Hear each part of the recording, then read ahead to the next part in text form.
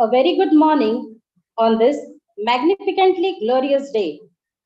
The galaxy of intellectuals, honorable guest speakers, benevolent teachers, and my colleagues. How lovely this day is.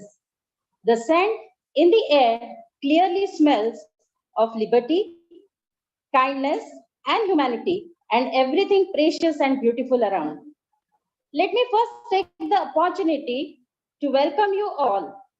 I, Dr. Rupali Tekade, on behalf of Sri Datta Prasadik Shikshan Prasarak Mandals, late Rajkamalji Bharti, Arts Commerce, and Srimati Sushilabai Rajkamalji Bharti, Science College, Arni, welcomes you all in one-day national level e-seminar on innovative practices in library automation and digitalization 2022, organized by Department of Library Science and IQAC.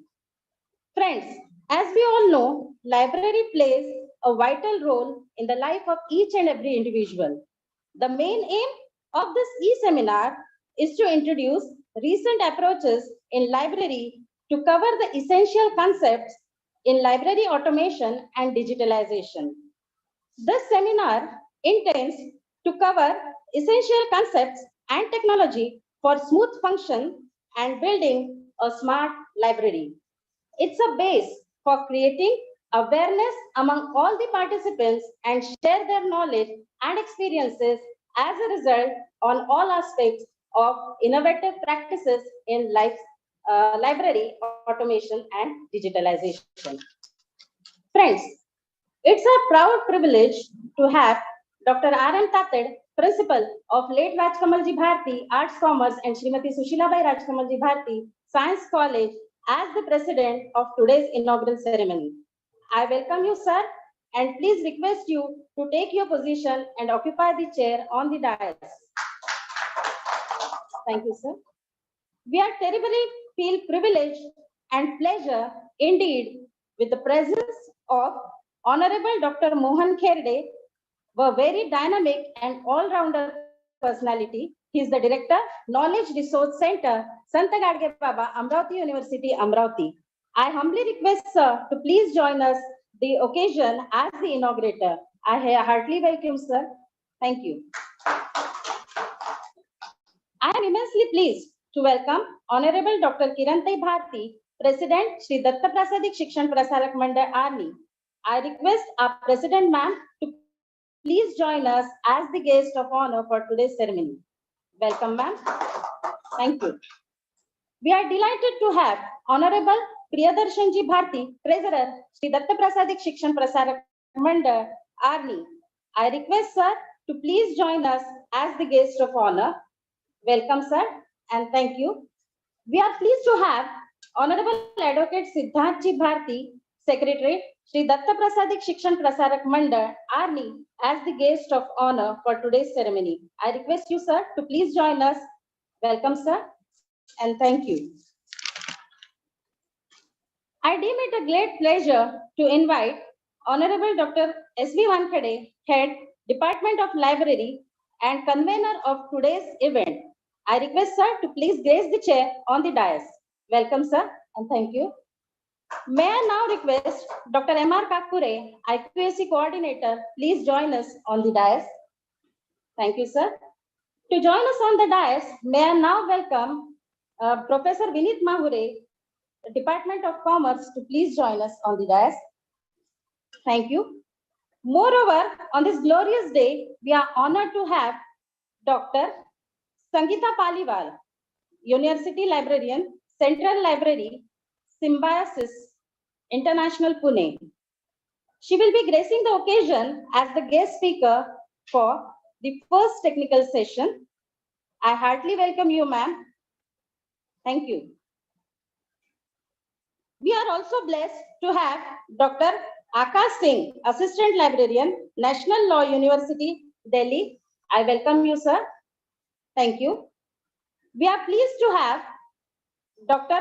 Priya Rai, Deputy Librarian and Officer in Charge, Justice T.P.S. Chawla, Library, National Law University, Delhi. I heartily welcome you, ma'am. Thank you. I once again welcome all of you for joining us on this auspicious occasion. Well, Sheldon once said, library stores the energy that fuels to imagination. They open up windows to the world and inspire us to explore and achieve and constitute to improving our quality of life.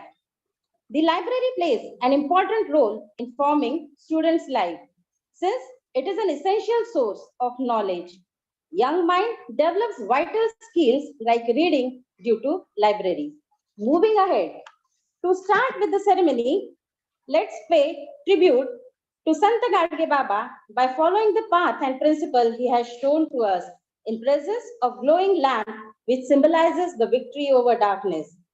Today, even in this modern era, the message given by him still works as the course to inspire and enlighten the young mind.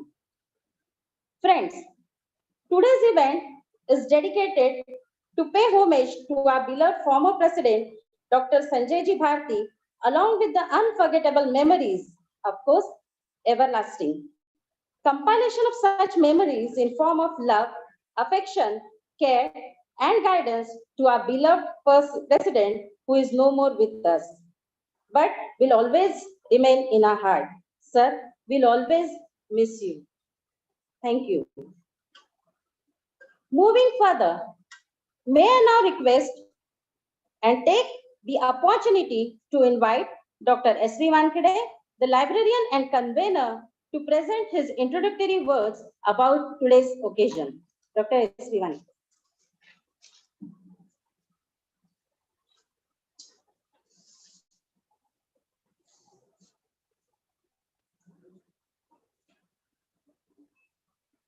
Good morning to all dignitaries on the dais, of the dais, all the resource persons present for this e-conference,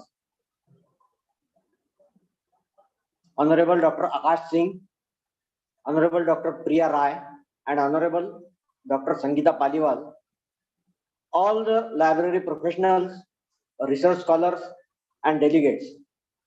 I, Shashikant Wankhade, the convener of today's e-seminar and representative of Sri Datta Prasadik Shikshan Prasarak Mandal Arni, welcome you all in the National e-seminar organized by the library and IQAC of late Rajkamalji Bharti Arts, Commerce, and Srimati Sushilabai Bharti Science College. The aim of this e-seminar is to introduce the recent approaches in library automation and digitization. The seminar intends to cover the essential concepts and technologies for smooth functioning and building a smart library.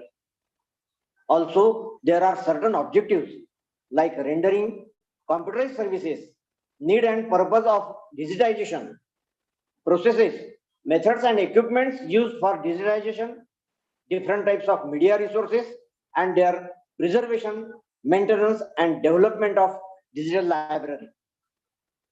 Friends, this morning is really a very special and very important for me, for our college, and for our institution.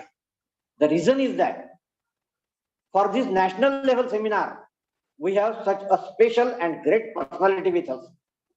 We have the President of Indian Library Association, Honorable Dr. Mohan Kherade sir, who is an inaugurator of today's national seminar. Dr. Kherade sir, who is the Director of Knowledge Research Center of Amravati, Santa Gadge Baba, Amravati University. And he is also President of Maharashtra University and College Library Association. Dr. Mohan Kherade is associated with various universities as a PhD examiner. He was the Senate member of Santa Gadge Baba Amravati University, Amravati. He also currently working at 16 various committees of Santa Gadge Baba Amravati University. He had received 3 national awards. He is a good cricketer and also acted in the dramas and directed the plays. He is also interested in classical music and has passed the classical music examination of Akhil Bharatiya Gandharva Mahavidyalaya with first division. He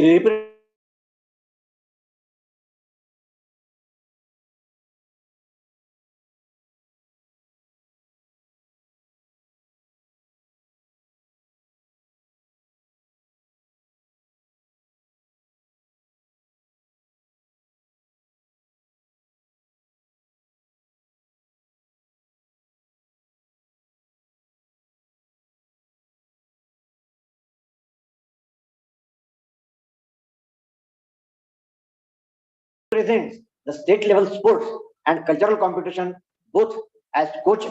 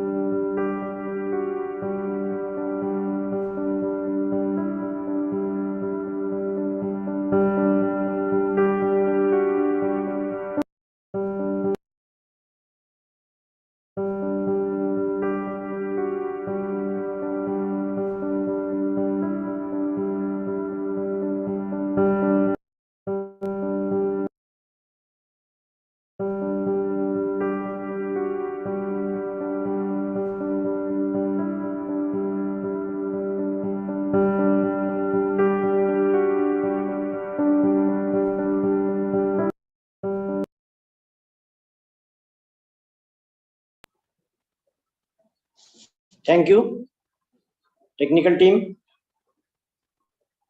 Friends, there are few rare personalities whose mere presence can raise or elevate the quality of the program. Dr. Kherde is one of the such personalities. Sir, we are pleased that you accepted our invitation as the inaugurator of the today's national level seminar organized by our college. It's a great honor and a very proud moment for us. I welcome you again on behalf of my college and institution. Thank you.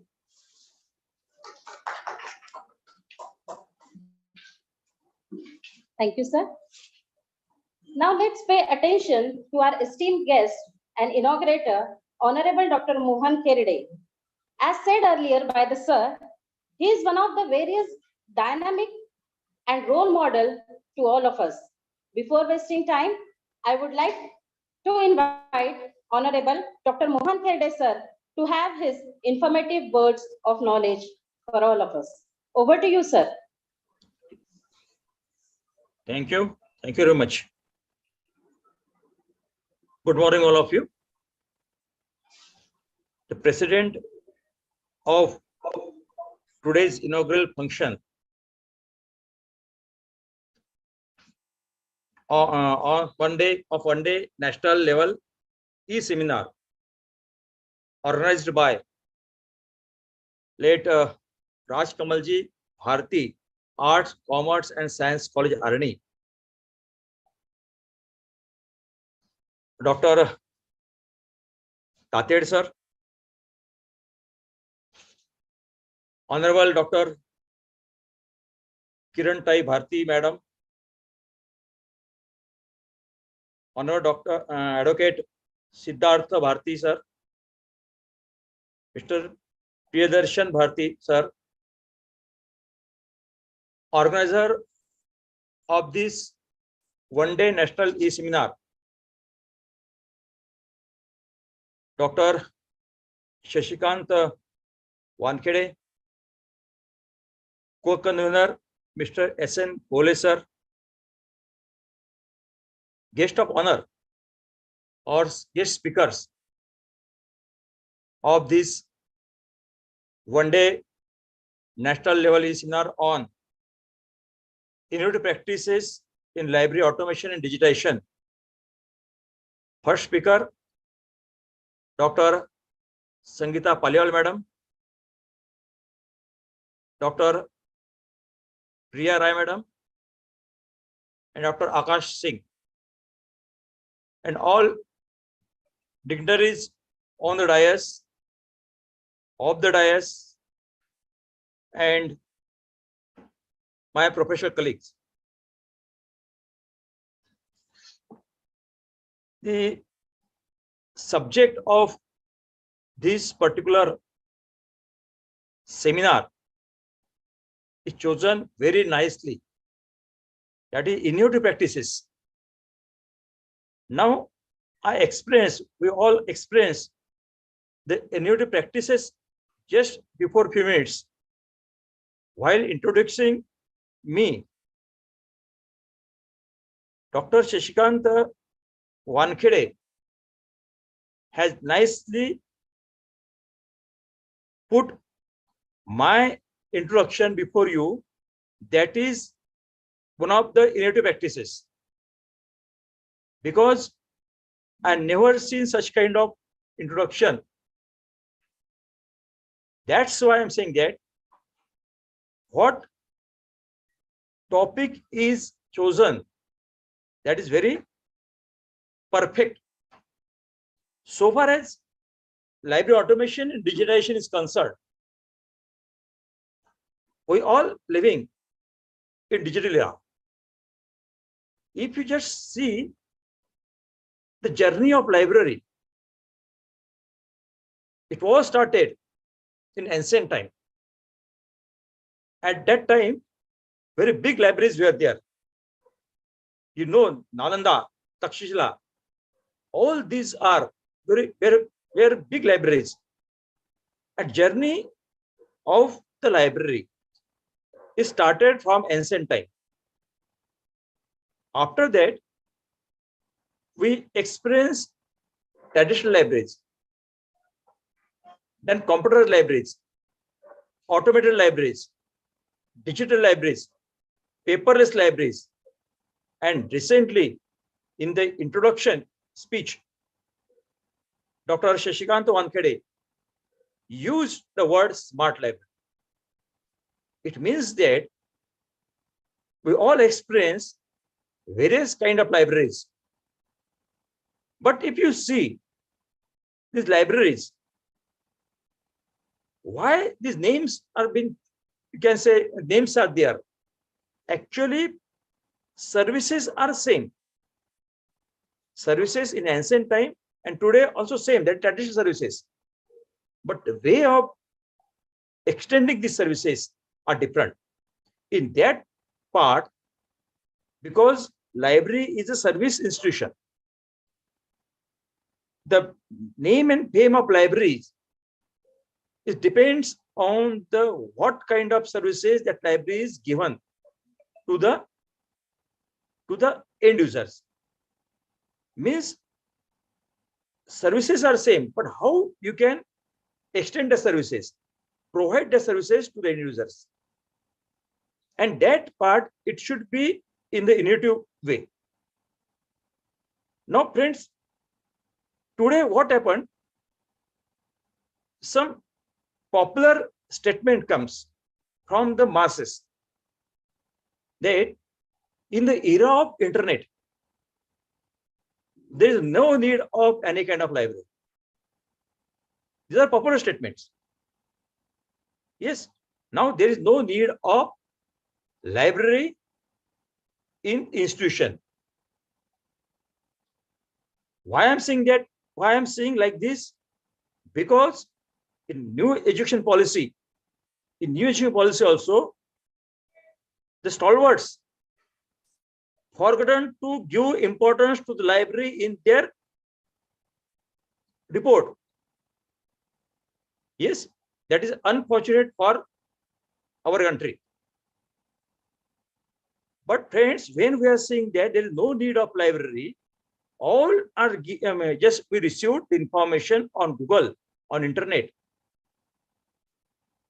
But friends, true teacher, true researcher, true student never say like this. Because what is on internet, it is just dumping of the information. When you have to retrieve information from the Google, you must know some techniques. Because search engine is there, Google is search engine, and in search box you have to put some keywords. But you have to use proper keyword to retrieve proper information. And choosing a proper keyword is a technique. Without using any technique, everybody tries to search information on Google. But you know the techniques. Even though you know the techniques, you can't search proper information from Google. Because in Google or on internet, because Google is search engine, information is available on internet. When you search the available information on internet through Google, what is the authenticity of that information? Nobody check this information which is available on internet. You people, myself, we all people, we can upload any kind of information on internet, and when we upload the information on internet, there is no peer committee. Without peer committee, the information is uploaded on the internet.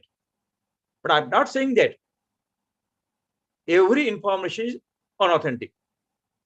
Authentic information also there, but we have to trap that information.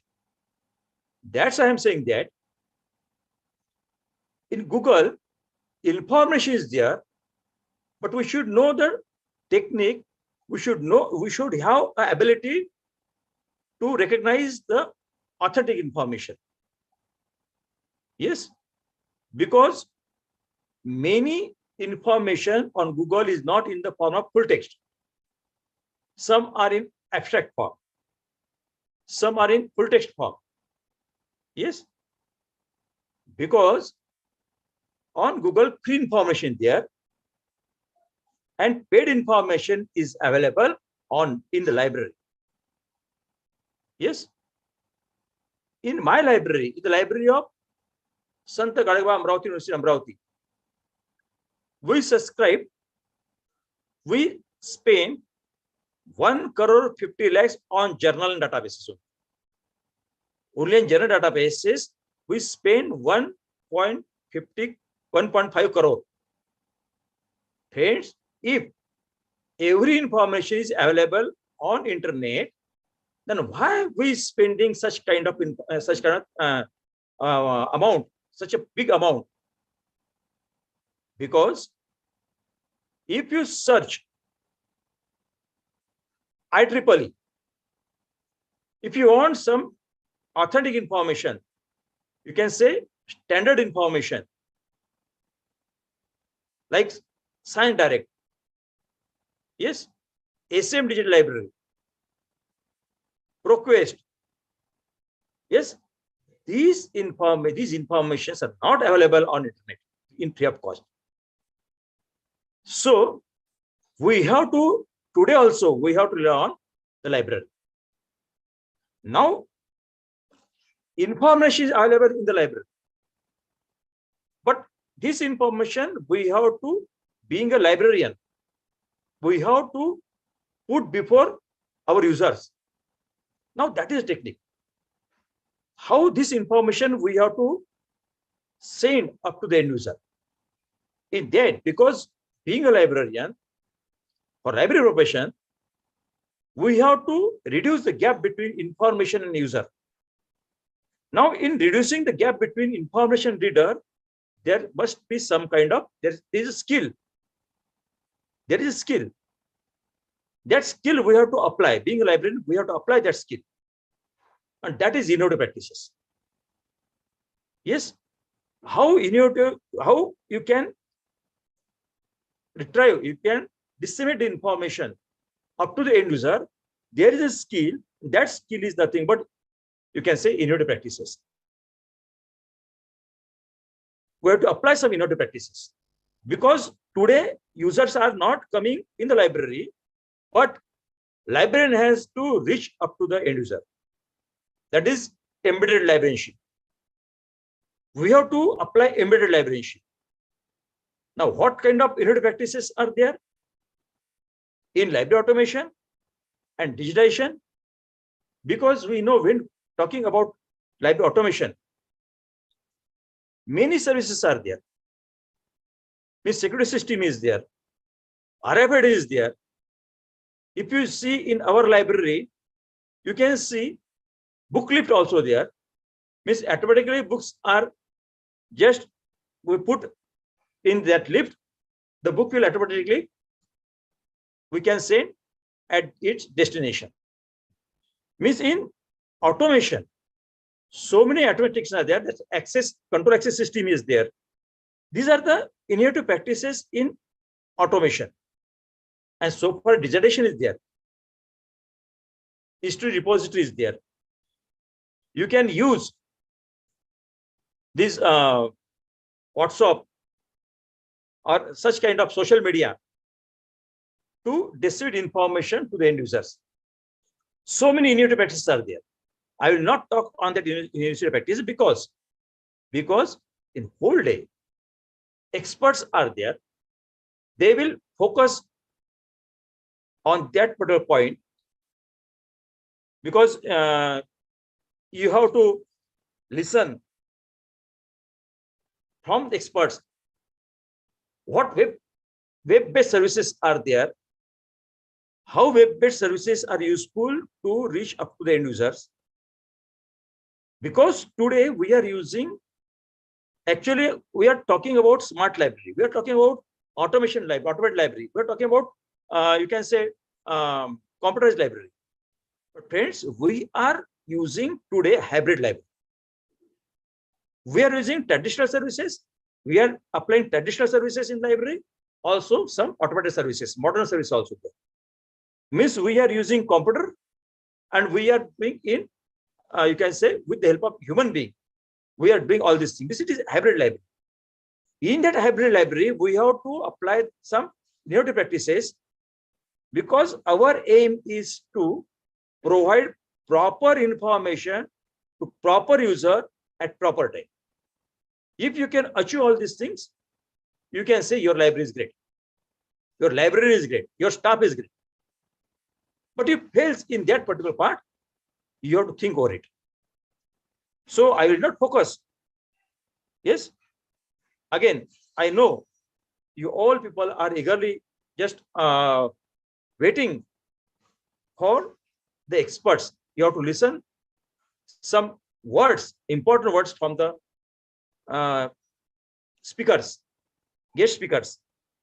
So I will not take your time, much time. So being an inaugurator, I declared this one-day national level e-seminar organized by Library or Knowledge Center of and IQAC of late Raj Kamalji Bharti Art, Commerce and Science College, Arni, is inaugurated, I declare that now theme is open for discussion, and this theme will discuss, you will discuss with the guest speaker. So once again, I just extend my sincere thanks to organizer for giving me an opportunity to stay here as an inaugurator. And again, I just extend my sincere thanks that with innovative practices, you have introduced me. So thank you very much. Thank you. A very big thank you to you, sir, for sharing your valuable insight regarding the importance of library in our life and how we can make library available to all. Thank you once again, sir. Now it's time to add one more feather in the hat of success of this conference. Now it's time to listen to one of the distinguished personality of our institute. May I invite Dr. R.M. Tated, the president of today's ceremony, to have his presidential address. Dr. Tated, sir.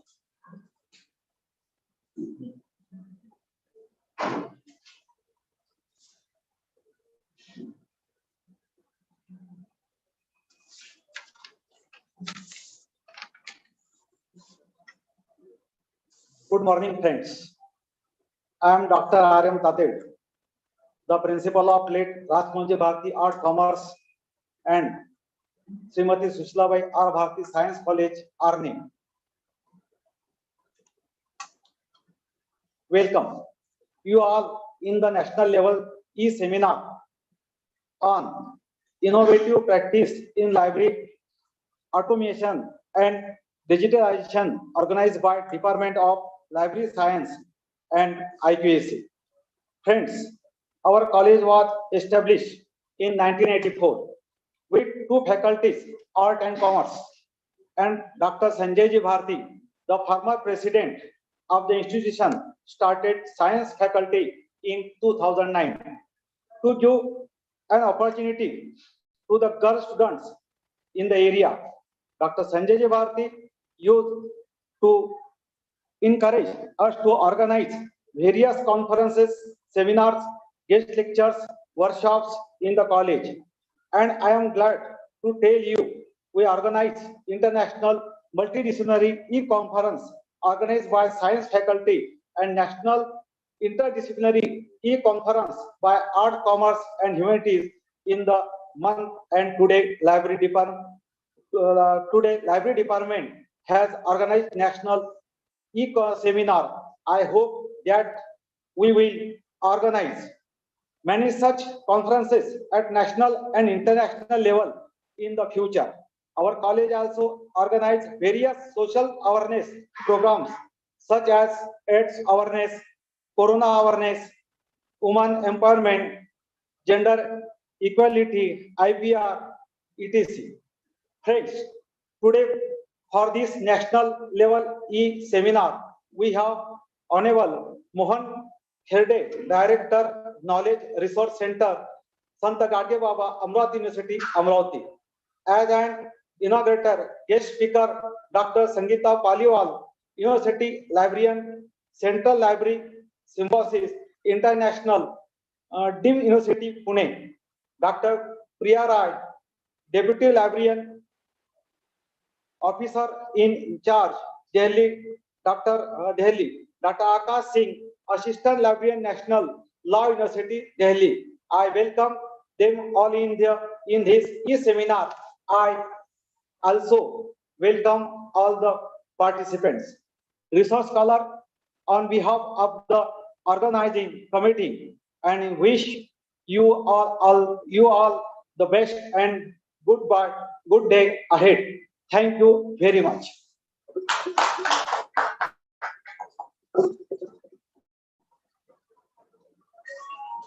Thank you, sir, for your presidential words. Now let's move ahead. Thanking is a great tradition of any function that is organized any form or event. It is simply give a proper ending to the celebration where all the dignitaries and others are thanked for their presence. So for the last but not the least session, may I invite Professor Muneshwar to have his thanking words for today's inaugural ceremony.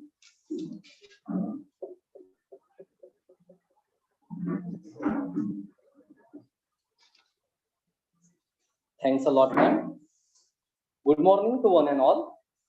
I feel very honored and privileged to be the one making the closing remarks and giving vote of thanks in such a distinguished and intellectually stimulating one-day national level e-seminar. First and foremost, I owe special gratitude to Honorable Dr. Mohan Kherde sir, Director of Knowledge Resource Center, Santa Gadge Baba Amravati University, Amravati, and President of Indian Library Association for sharing his precious time with us and guiding us regarding, though we have a search engine Google, but as a researcher, as a professor, and as a student, we must visit library to get authenticate information. Thanks a lot, sir. I would like to thank guest of honor and secretary of Sri Datta Prasadik Shikshan Prasadak Mandal Arni, Advocate Siddharth Bharti sir, who despite his busy schedule has found time to grace this occasion. Thank you, sir. My heartfelt thanks to the convener of one-day national level e-seminar, Dr. S.V. Wankhede sir, who left no stone unturned to organize and make this one-day national level e-seminar a great success. Only because of such efforts, we are going to have intellectual treat in upcoming technical sessions. Thanks a lot, sir. I extend my gratitude towards the principal of our college, Dr. R.M. Tatet sir, who always encourage and inspire us to organize and conduct such seminar, conferences, and workshops. Thanks a lot, sir. I am very much thankful to Dr. Vinit Mahure sir and Dr. M.R. Kakure sir, who graced this occasion with their presence.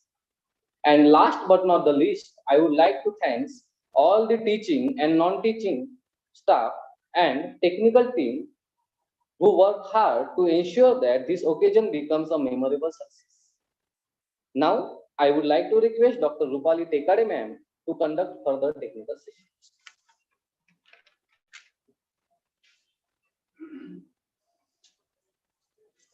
Thank you, sir. Friends, every vote of thanks doesn't mean an end to the celebration. Sometimes it might be a new beginning. Yes, it's the beginning of the new session.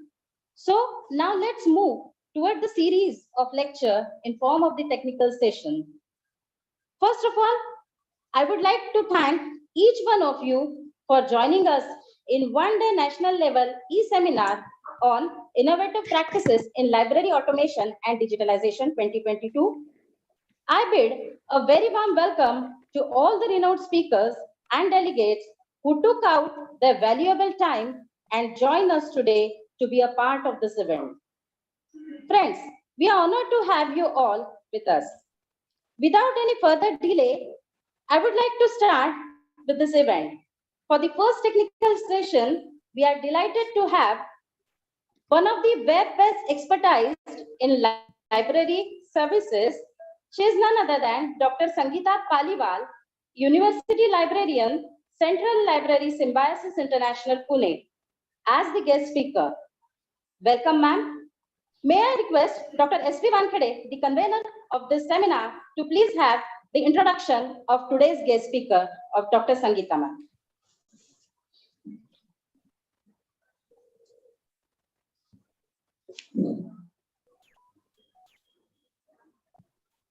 Welcome to the first session of the seminar.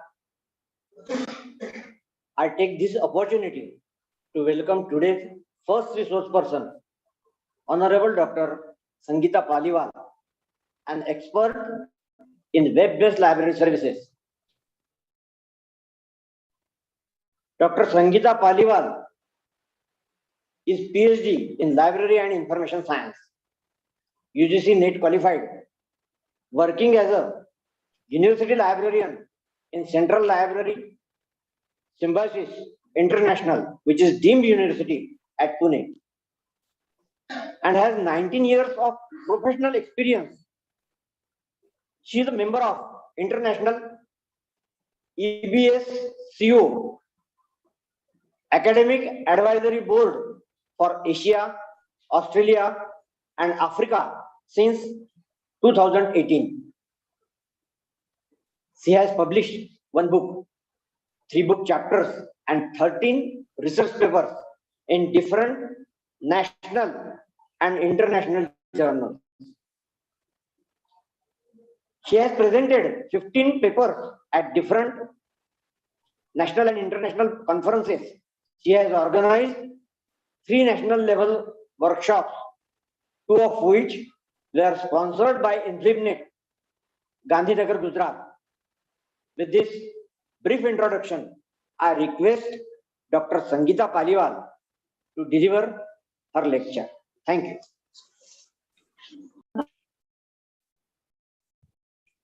Thank you very much, Dr. Wankhede, for the nice introduction.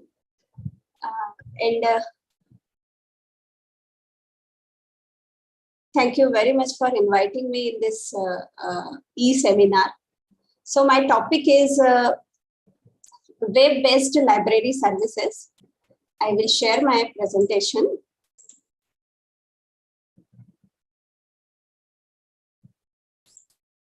I hope my screen is visible to all of you. So my presentation basically is related to the web-based library services and the content of library on college website. So just before the session, I would like to say a few things about the library field and librarians. So just I would like to say that I have started my career from a very small library, and I know the condition of the small libraries that we have very limited budget, and the expectations are very high in terms of services. So in my presentation, I am giving few of the web-based services, and most of the things whatever I have incorporated in my presentation are open access, are free of cost. Okay, so that every librarian can use those web-based services, and as well as of course content of the library on their website. And the second thing, I'm very much agree with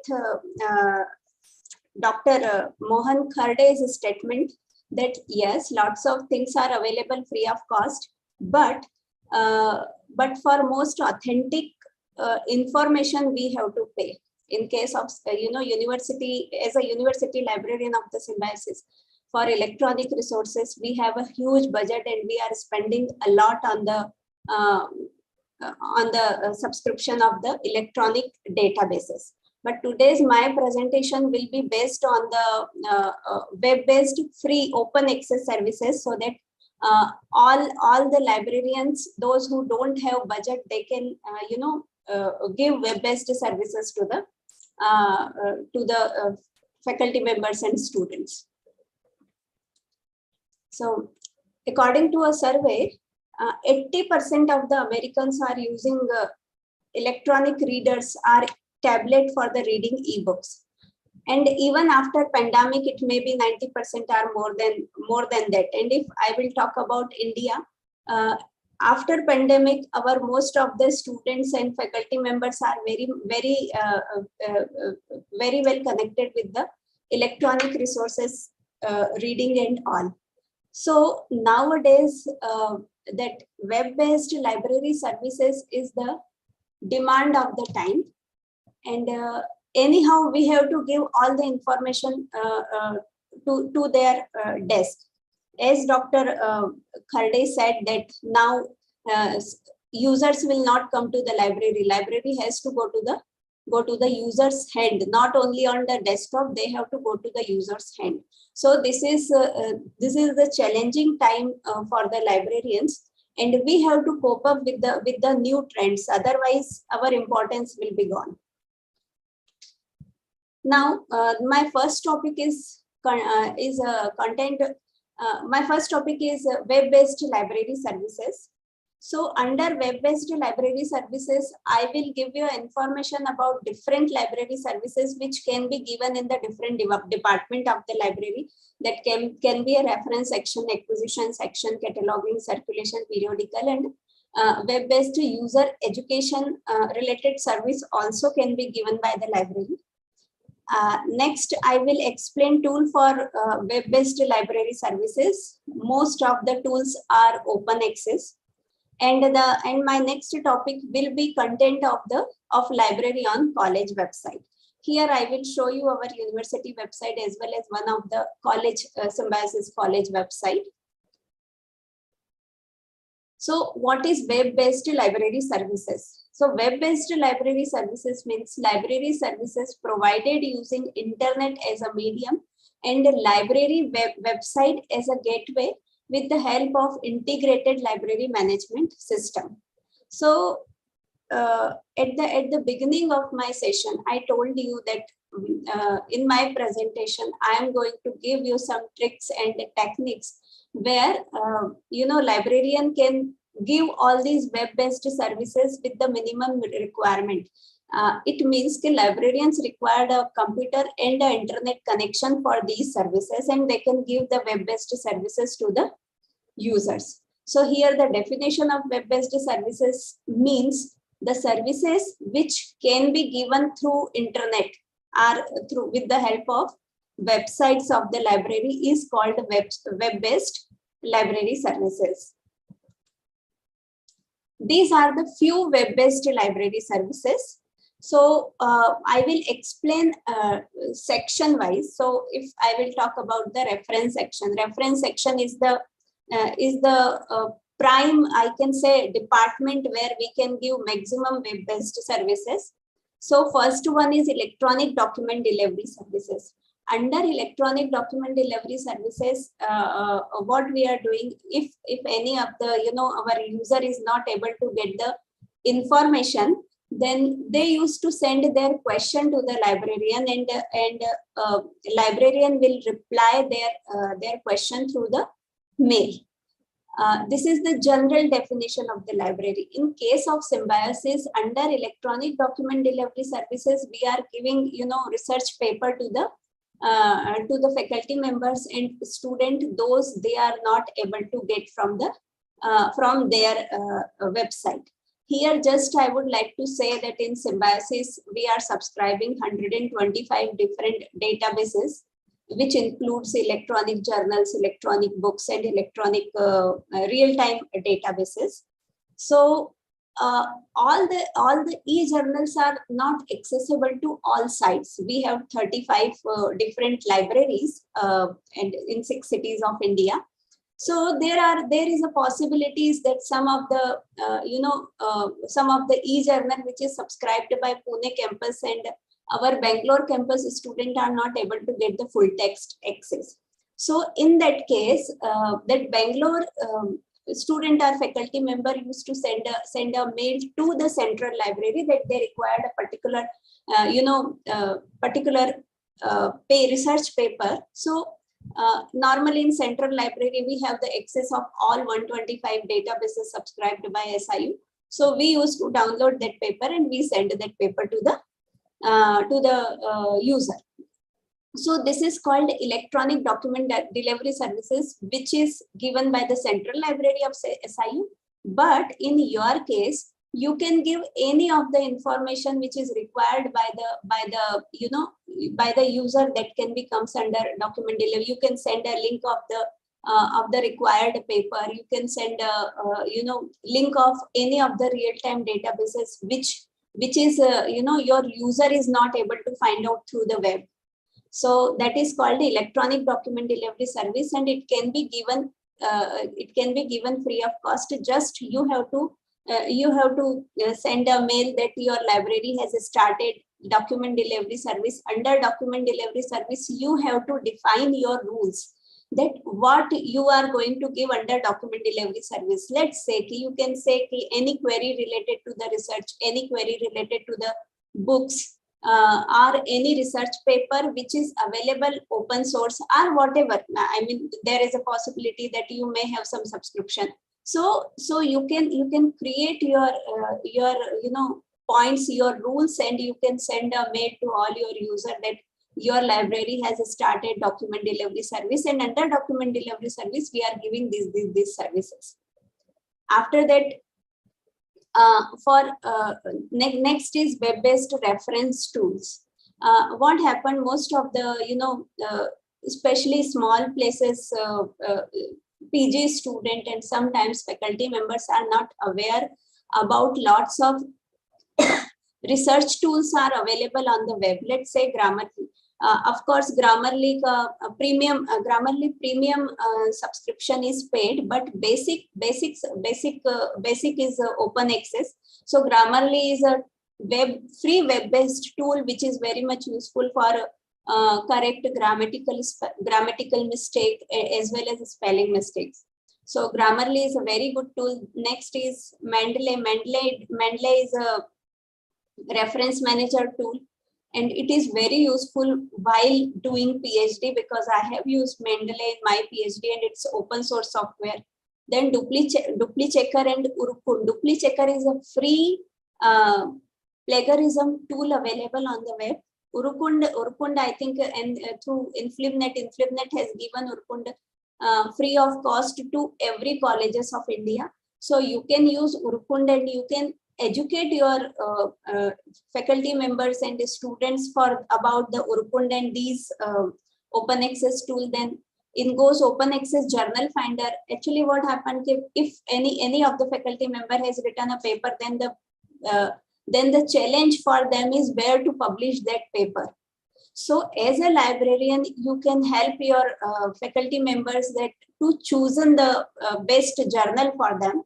Then academia and ResearchGate are the very good portal to get research papers.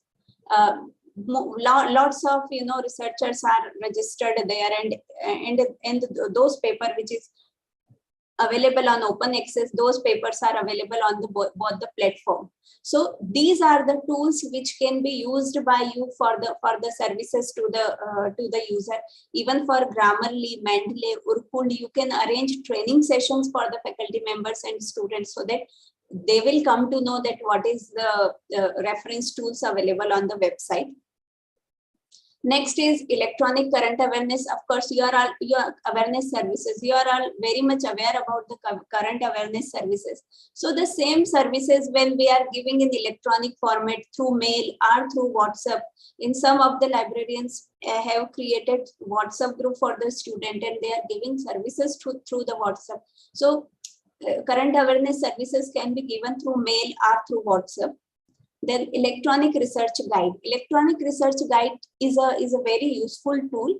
Here I will show you two different website where electronic research guide is given. One is our website.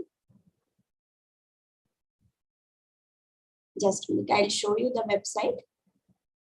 This is our website, and under research support, you can after the session you can visit our website. Under research support, we have given different information about the different research tool, research support. So here we have given citation and citation style, referencing, understanding plagiarism, and literature review related information. Even for citation and citation analysis, what free tools are available on the website.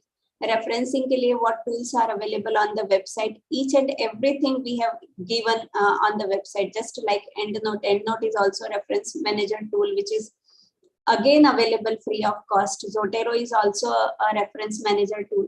So these are the information which we have given on the library website. Even we have Symbiosis have Turnitin, so we have given user manual and tutorial on our website. So these are the things which can be included on your website, or you can just make a PDF related to the research support, and you can send that PDF to the faculty members and students who are interested in research. It is not required any money. Okay, so this type of services you can give, and one more website I will show you. It's just a simple electronic, this is the paper which, this is the link which I have taken from electronic research guide. Here also he has, see, electronic research. So here he has written a very good that how electronic internet, what is internet search, electronic encyclopedia, and he has given all the information in a very, you know, beautiful way, so that a person who is very new in the field of research can understand what is how to do the research. So this type of you know, tools can be included by you under the different services. Then online current awareness bulletins. This is also just like a current awareness services.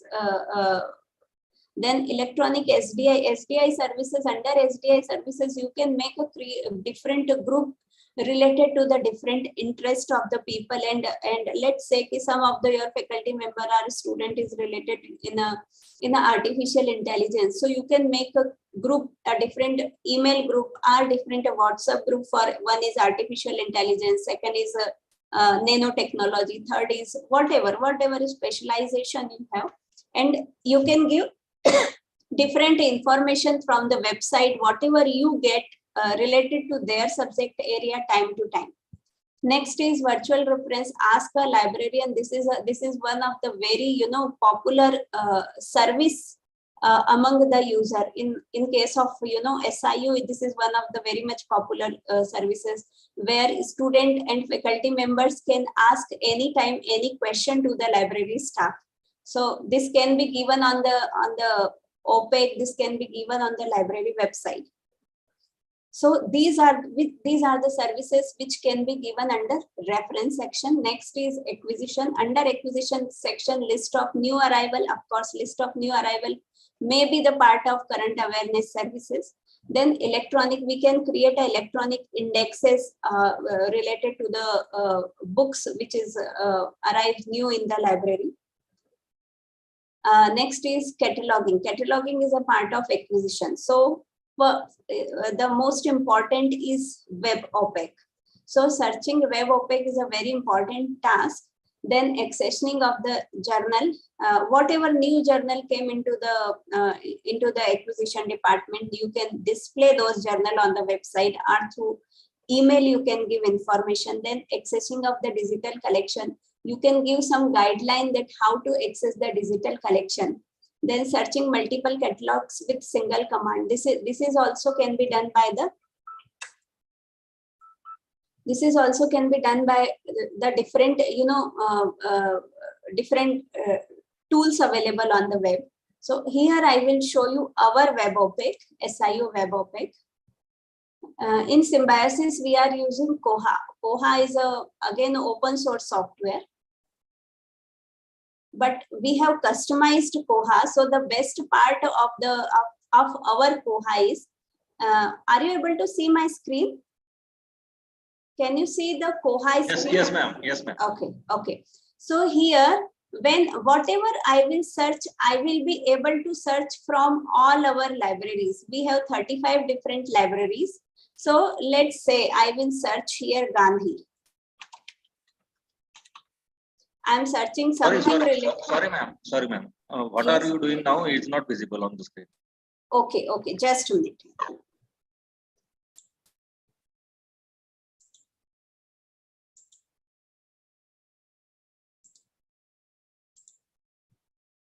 Now, are you able to see Symbiosis Koha OPEC? Yeah. Yes. Yeah. So this is our OPEC, and this is library catalog. I can search item type. Actually, in our Koha, we have, these are the different items which we have accessed in under the Koha.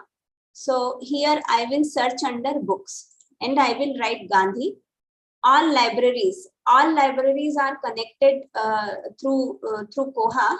So here you can see the name of all the libraries of the Symbiosis.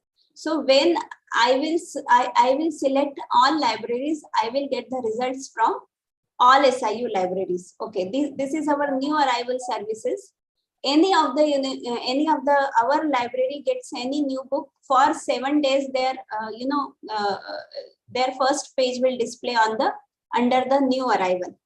After that, on the web OPEC, we have given Union Catalog, Overseas OPEC, Electronic Thesis and Repository, Open Access Directories, and Contact Us. So these 3 or 4 things which is given on the OPEC is openly available on the web. So you can use all this on your website. Now I will search the books related to the Gandhi in all SIU libraries.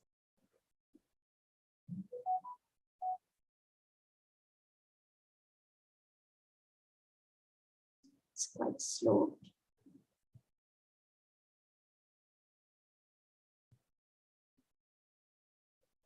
Yeah. So here I got 592 results related to the Gandhi. Okay. Now here you can see holding libraries. Here you can see the name of the library: Symbiosis Center of Management Study, Symbiosis Dr. Ambedkar Museum, Symbiosis International University Central Library. So these are the books which is available in our library. Let's say it's my library. I will not select my library. Okay, I will click here because this book is available in multiple libraries of the Symbiosis.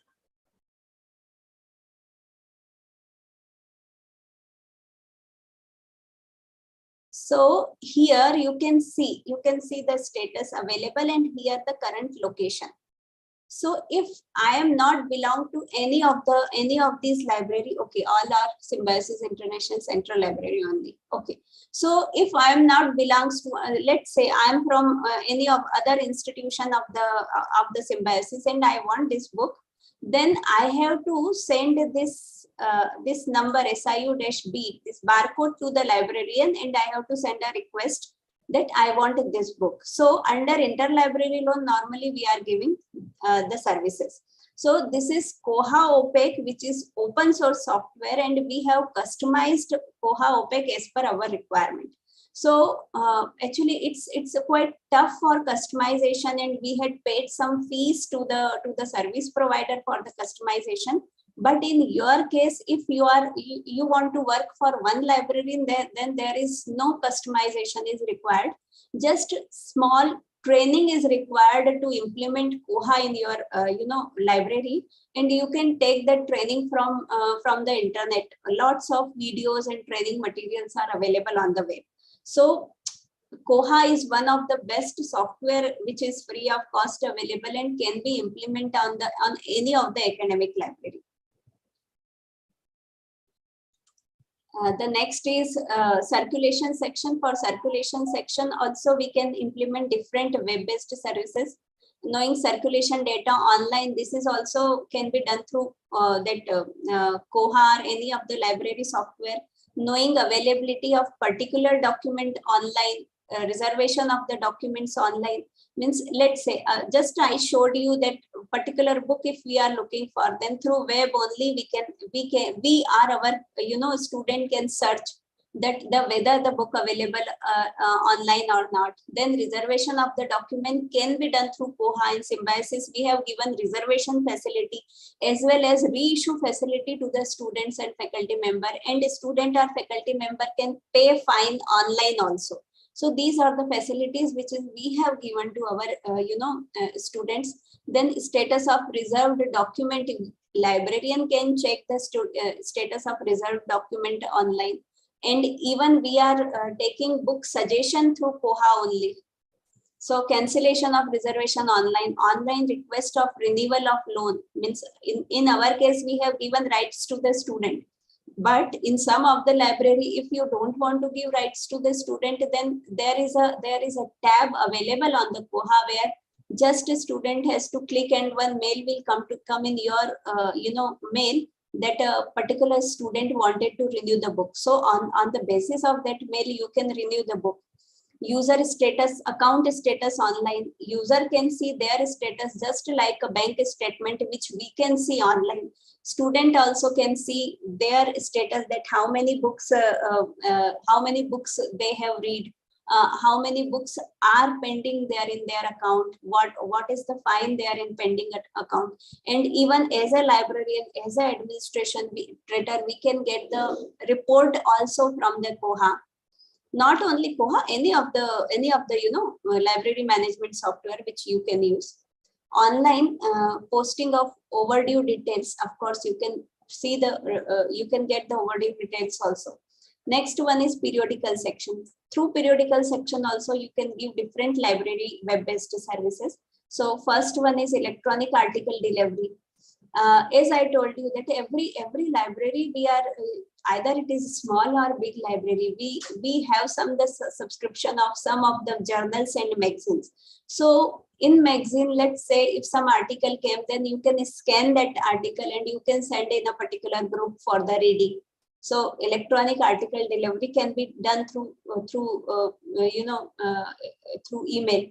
Then article alert service also you can give. Let's say just you can make a Word document of the title of the heading of the article, that these are the article came in India Today or any of the magazine which is available in your website. Then Open JGate. Open JGate is its cost is very nominal, and I guess any of the Indian college or private college or government college can able to get this cost. So Open JGate is a very good tool to get the information of lots of national and international journals. Journals sometimes full text, and some of the journals are available in abstract format there. So what I suggest you can think to get the subscription of Open JGate. It's a very useful tool, and it's a multidisciplinary tool. So this will be useful for all of you. Next is interlibrary loan request web form. I shown our OPEC. So with the help of that OPEC, interlibrary loan services can be done. Then online interlibrary loan services. It is just interlibrary loan services. Earlier, a student or faculty has to come to the library and he has to request that a particular book is available here and there, and I want. So nowadays, a student no need to come to the library. Just he or she will get the information through the OPEC, and he has to send a mail to the library. So these are the web-based services which can be given through circulation and periodical section. Next to periodical sections, few more services, email-based services, online staff listing we can get, online feedback form. Yeah, actually this online feedback form ke liye the best example which I can see. In Symbiosis, we have started online feedback form in 2017. And just we had created a Google form, and that Google link we have sent to all our students. We have 20,000 students, 2,000 PhD scholar, and approximate 1,200 faculty members.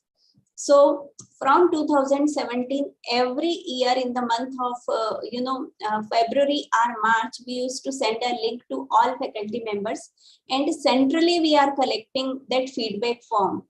And analysis of those feedback form done through the central library only, and we are presenting that feedback form in front of the university library committee. So here, under student last in 2018, we have got 3,000 feedback form. So feedback form is very easy. You can use Google feedback, Google form to get the feedback. Even analysis can be done easily through Google. So you can use very easily, you can get that online feedback form through the students. Not only this, every year we conduct lots of electronic databases training, as well as lots of induction programs. So induction program in electronic databases training feedback also done through the Google form only. So it's a facility which is available free of cost and can be used by all. Then online library news, you can give one tab on your website related to the library news. So every student will get the library news, just like what is going to be happen in the library. In our case, we are giving our training information, library induction in information, Saraswati Puja, or review of any of the book which we conduct every year, once or twice in every library. So these are the information can be given online. Next is online subject gateways. Online subject gateways is useful for special libraries, for research libraries. So you can skip any of the services from the list which I am giving you. Then online contact addresses. Of course, online contact addresses, you can create a group on the through the group mail ID or through the WhatsApp. Then online library holiday list can be displayed on the website. Then web-based FAQ. Web-based FAQs are there. In OPEC also we have given FAQs. So FAQs are very much important for the user. Then online general library policies, web-based library tutorials. In our case, we have given some tutorials on the library portal. Actually, library portal is our portal where we have given access to all our users for all subscribed resources. So on that portal, we have given tutorials of most of the databases, so that they can get training before using the database. Then information about the special exhibits. Whatever you are doing special in the library, every library does lots of different extra activities. So whatever you are doing, you should inform to the user. After that, web-based educational or virtual things which can be done. So first is virtual library tool. It's a virtual library tool. I can understand it's quite expensive thing, but if it is, but it's a one-time investment. So if you can create some virtual library tool, then you should shoot it, and you should ask someone to shoot, and you can upload that virtual tour on the library website. Then online in-house library bulletin can be created. Earlier, in early days, we have the excuse me.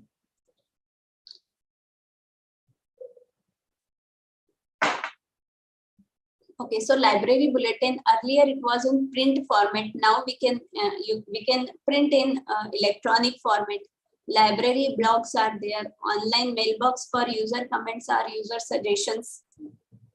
Then library forums, online map of the library, change password online.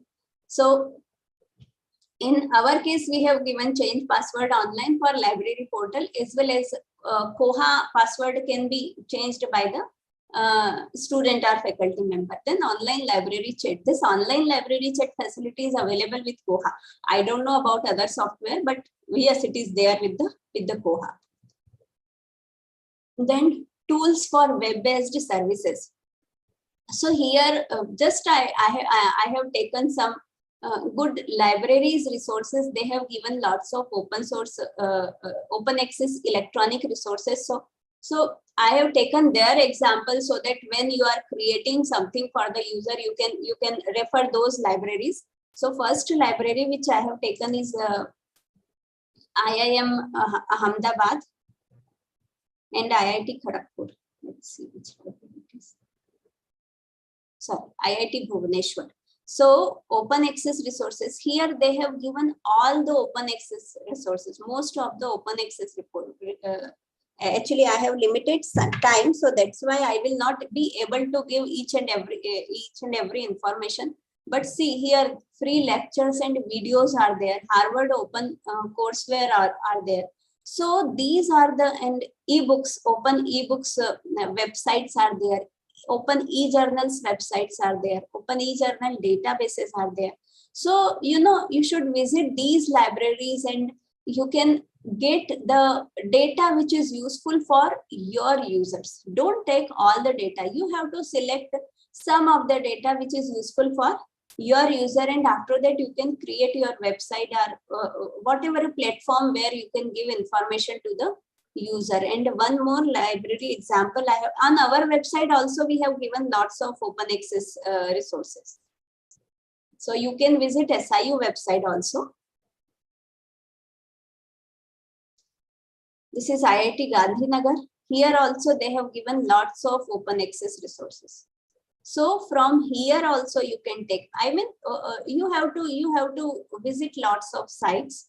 So you can visit, and after that you can see that which websites, database are information is useful for your users, so that accordingly you can use the information, because anyhow we have to give services to our users. So as a librarian, you must know the requirement of our user, and accordingly you have to create all these things.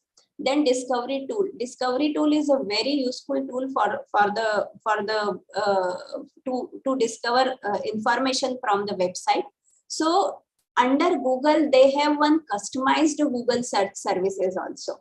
So you can create your customized Google search services, under which you can use some of the website, just like the website open access services, open access resources website I told you, and whatever you want Google should search, you can attach all those website, all your document. Even you can create customized Google search for your system only. Sometimes what happened, there are some document which we are looking for are available on our system, but we are not able to get it. So you can create a customized Google search, which is again free of cost. After that, some of the open source ILMS system, just like Koha, Overgreen, OPEC, Sol is the product of InfluVnet, and it is not very costly. But yes, initially we have to give some cost. So Sol can be used, and Sol is a software of InfluVnet. So after purchasing the software, once InfluVnet gives after sales services to all Indian institutions. So Sol is also one of the very good option, and Koha, Evergreen, Opens are of course available for the library management system. And if I can say the popularity, then among all, Koha is one of the popular software in the world for academic library. Okay. The next is my next topic is content of college library website. So why we want a college library website? So importance of, what is the importance? So every institute and organization needs a website to reach out their potential customers. The same is true for the library. Library website is an integral part of making of library products and services. It is a window. It is a window opened to the particular institute library. It works as a good guide for the library in this internet era. So library website is an integral part of any of the institute website. Without library website, that institute website will not be completed. So what is the benefit of the library website? So number one, promotion of the library products and services. You can give lots of information about the library on the library website. Then reach your users. You can connect to the users through library website. Then educate your users. Easy access to new users. Those users who are very new and they are not very much aware about the library thing, they can easily connect with the help of library website. Giving access to online library. You can create your online library even if you don't have a sufficient money. You can create your online library with the help of different open access open access resources available on the internet. Then convincing of time for access library products and information. Heads-on information available at one click. Then improve customer services. So with the help of library website, we can improve our services also. So what to include on the library? Actually, this information I have to create specially for the college library. The library which will be the part of a institute library. So here institute website, sorry. So here only one web page will be there on the library with college website. So the first here main tab, sub tab and information. So main tab will be the main tab. Under main tab, how many sub tabs will come? That is there, and after that, what information should be there under the main tab and sub tab. So first one will be the about library. So about library, may we have what information we have to give. So collection is statistical detail about the library, about the collection. Then library timing and general rules will be given under the about library tab. Then membership, detail of different type of memberships of institute offers. Give detail of one special membership institute offers, how to apply for the membership, and rules for the membership will be given under the membership tab. Next is services. Services, we are giving different services. Even you can remove or add some sub tab under the services as per your library requirement. So number one is borrowing facility, which is integral part of any of the library. So under borrowing facility, we have to give how many number of books issued to each segment to the user. And after that, what is the borrowing rule? Borrowing rule mein aa jata hai ki, what is the fine will be charged by the students. Then institutional membership. Under services, we have to give short introduction of the membership which is taken by the institute for the benefit of our user. And here we should give the link of the membership institutions also. Then electronic resources, how many electronic resources subscribed by us. Here under electronic resources, if you don't have subscribed any resource, you can give some link to the open access resources also. Then institute repository if you have, then institute publication if you have, just like library newsletter, information about institute research journal, and provide PDF full text of the journal, full text of about club and cell newsletters. Actually, in some libraries, we have library club also. So here on the website under services, we have given library club activity or library club related rules on the website. Next is library feedback. So should be linked to the institute library email ID. So here under library feedback, you can put one Google link.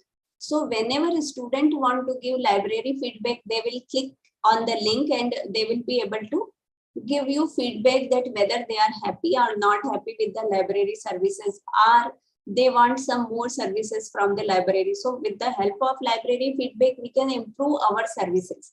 And what I suggest, before sending library feedback form, you should connect to the user that we are working on the library feedback form, and this feedback form is very much important for us to improve our services.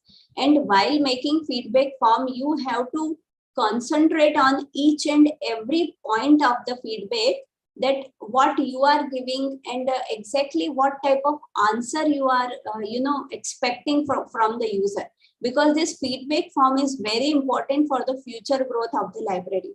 So in case of library feedback, you have to choose all the questions and answers very carefully.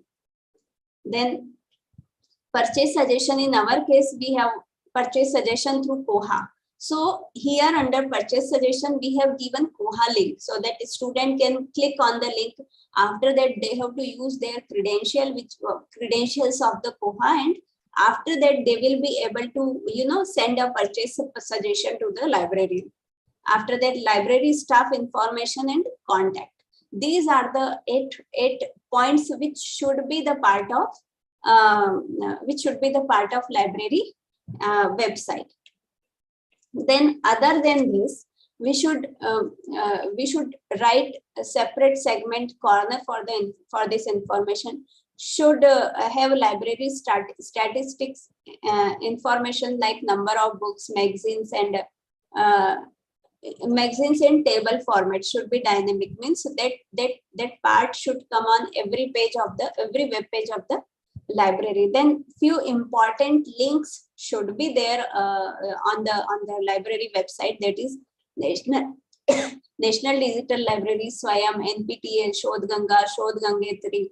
Lots of other sites are available. So whatever useful for your library, that you can right? Then FAQ about library services, then library manual. Library manual, if you have library manual, then you can put in PDF format. If you don't have, then you can skip this. So here I will show you the sample library website, one of the SIU Institute website, and this is University Library website. So I will show you Institute Library website first.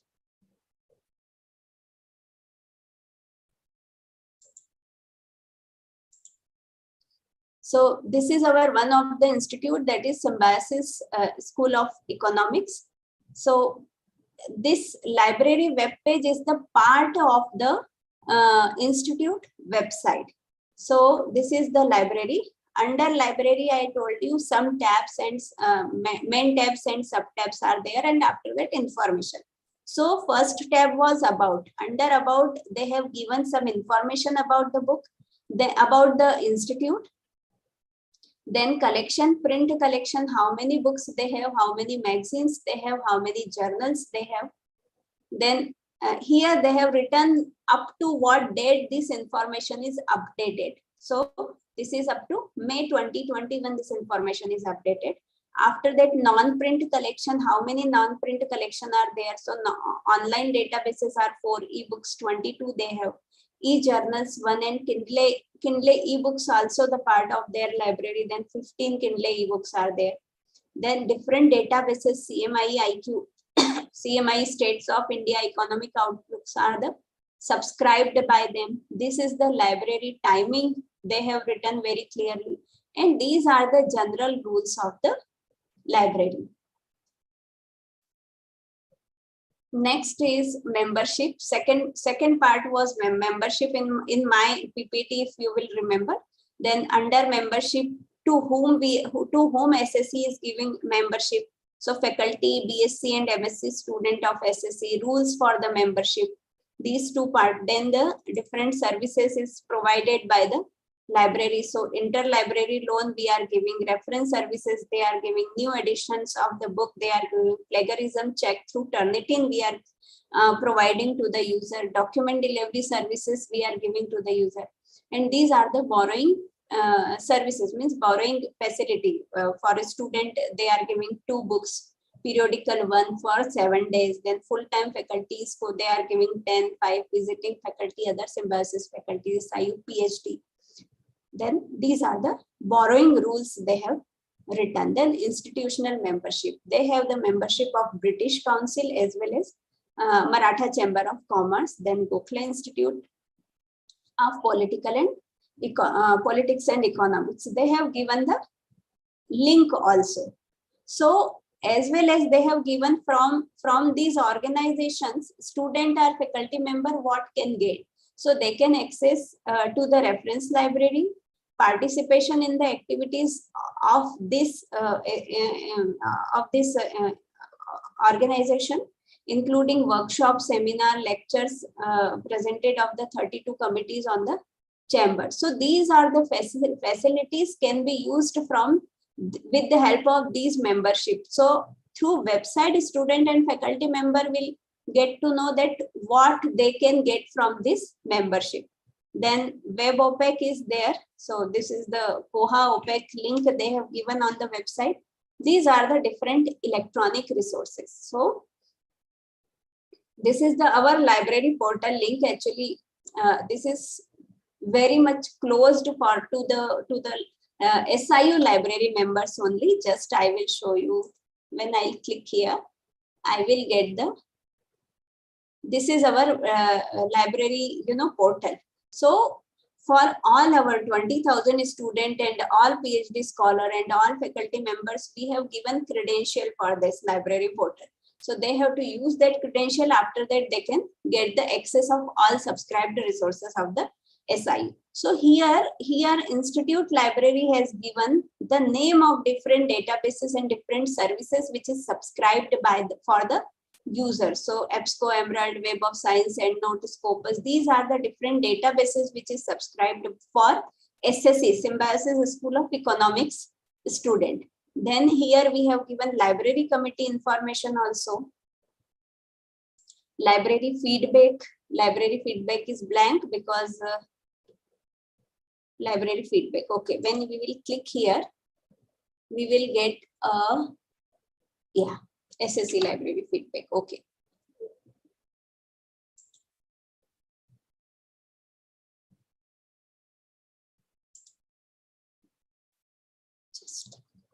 So that was our institute library website, which is the topics here from library feedback. Then purchase suggestion. We can get purchase suggestion through Koha OPEC. Here we have given Koha OPEC, sorry, Koha link. When we will click on the link, it will ask us for the ID and password. Student has to put their ID and password of the Koha. After that, he or she will be able to give us the purchase suggestion. Then library manual is there in PDF format. Library staff information they have given. In SSC library, we have 2 staffs. Contact us, useful links are there. They have given NDL, Swayam, Shodhganga, and some FAQs. So these are the FAQs which was created by our institution. So this is the sample of institute library website, which is the part of the institute. And second is about the university library website. I will show you our website actually. So this is SIU Central Library website. Homepage, on homepage, this is the discovery services. Actually, we have EBSCO discovery services, so that tab is there. About the library, we have given, these are the latest news and quick links. These are the events, different events conducted by the Central Library. When you will click here, you will get the information about all the events of the Central Library. Okay.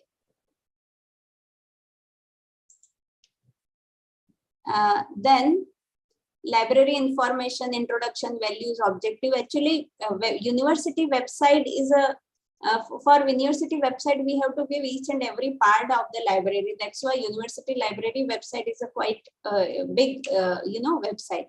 Then research support, already I have shown you. Use the library. So under use the library, we have given different services, how student can use the circulation, user education. Then other thing, library portal. Here we have given lots of, services. Then facilities, what facilities we have? Study hall. When I click here, let's say study hall. So here we have given study hall. What is study hall and how many students can sit? IRC section is there, open access, book bank and book hamper facility are there. Facilities for differently abled persons also we have given under the use of the library. Then resources. So our resources are huge. So I have, divided resources into print, non-print, institutional, repository, open access. Here, when you will click on open access, you will get some open access resources. So I'll click here. Under print resources, statistics up to May 2021. So here we have given statistics of all SIU institutions. Okay. So these are the books, journals and magazines of all SIU institution up to the May 2021. So in all, we have more than 350,000 print books in all SIU. Then journal list and magazine list are also there. When you will click here on the journal list, you will get the list of the journals institute wise, which is subscribed by us.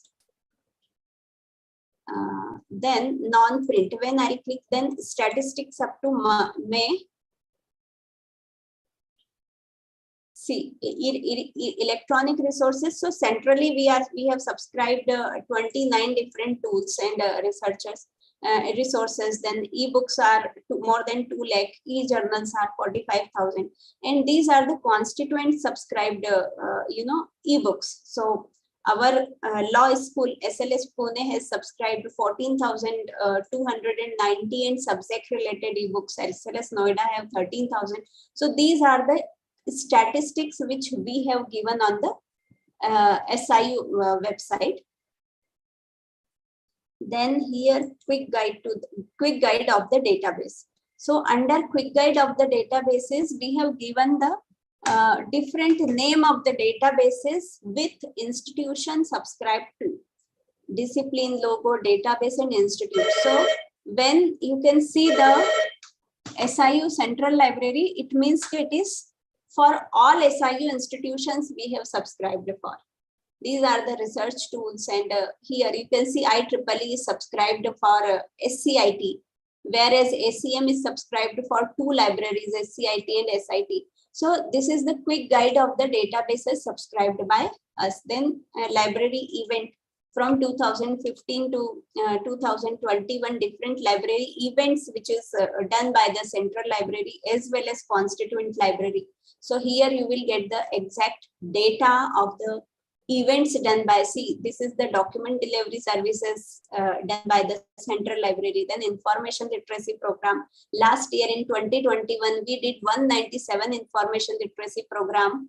This is the data for Central Library only, which was attended by 23,115 students. Whereas induction program, Central Library has conducted 17 and 2,144 students and faculty members has attended. Whereas if I will come to the constituent, then institution constituents has conducted information literacy programs are 50 and induction programs are 18. So this is the library event. Then here we have given institute libraries. These are the institute library websites. All SIU institution library websites are there. Then this is OPEC, this is library portal, and contact us. So this is the university library website. Now the question came that how to create a website. So for a website, lots of open access, open source tools are available. So here we have given few tools, just like Bootstrap. Bootstrap is a very good tool. Then Brackets, Notes, and MailChimp. These are the few tools which is available to make a free website. So you can create free website with the help of all these sites. The only thing which is required is, of course, you need some practice. You need some practice, as well as you have to learn lots of things before creating the website. So of course it is not a task of one day or 2 days. It requires lots of practice. It requires lots of time. But once you will trained to do this, you will be able to give all the library services information to the user. And as a librarian, I can say that if you will not cope up with the current trend, then of course library will face lots of problem in future. So it's our responsibility to give the best services to the users to save our libraries and to save our community, actually, I can say. So thank you. That's all. I have completed all my things. Thank you so much for the questions. If any faculty, any participants have any question, then floor is open for the questions.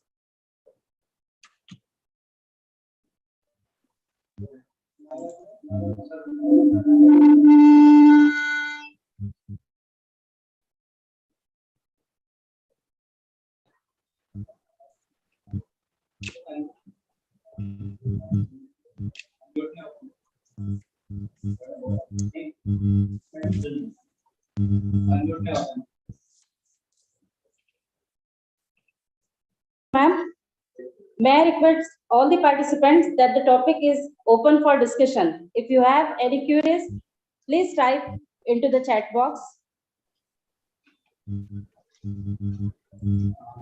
Hello, madam.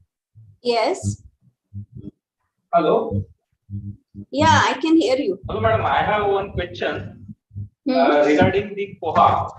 Yes. As you said, Koha is the most widely used software for library management system. So, how much cost of this Koha for customized version? Yeah, actually, listen, what happened, Koha is open source software. So if you want to use it for one library, you no need to pay any cost. Even some customization options are available in the Koha free of cost. But in case of Symbiosis, what happened, it is our union catalog. So that's why we had paid, I mean, we are paying annual cost approximate 3,50,000 to the vendor. But this is for all 35 institutions. Okay, ma'am. So for one institute, if you want to, even if you want to implement Koha for one institute, it may not be more than 10,000. You can contact any of the Koha service provider. And that cost is depends on the number of books also. Okay, madam. Thank you.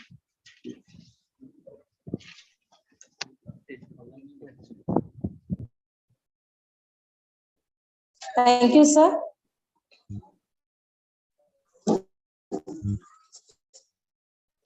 May I request all the participants, if you have any queries, you may ask.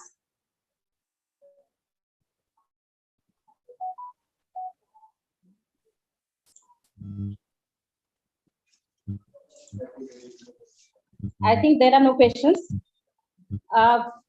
Once again, a very big thank to you, ma'am, for your valuable guidance regarding the topic web-based library services and contents of library on college website. You have guided very beautifully regarding the importance of library website, then how Koha software is useful, then various different tools for web-based services. Once again, a very big thanks to you, ma'am. Thank you. Thank you. Thank you very much for inviting me. Moving forward,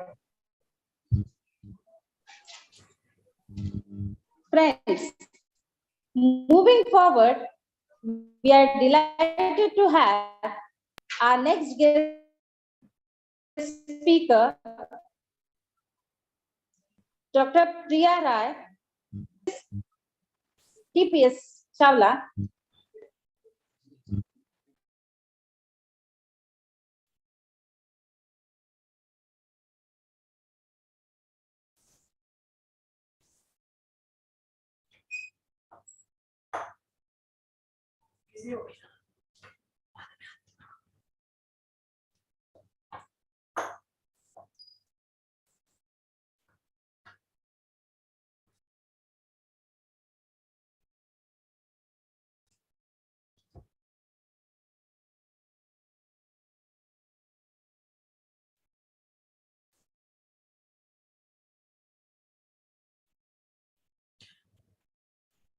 Very good morning, ma'am. Is my voice audible to you? Ma'am, is my voice audible to you, ma'am?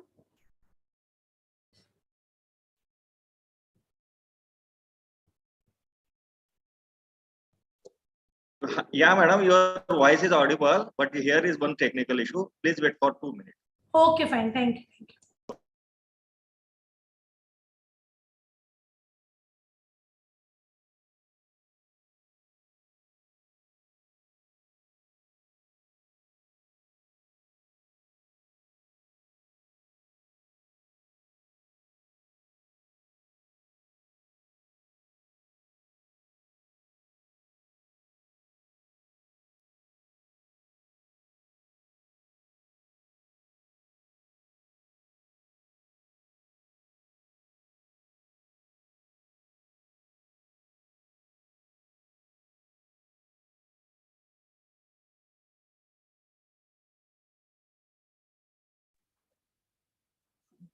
Moving forward, we are delighted to have our next guest speaker, Dr. Priya Rai, Deputy Librarian and Officer in Charge, Justice TPS Chawla Library, National Law University, Delhi.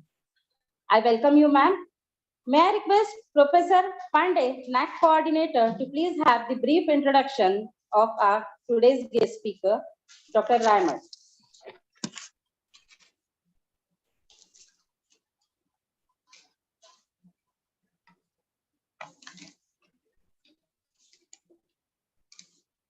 Good morning, friends.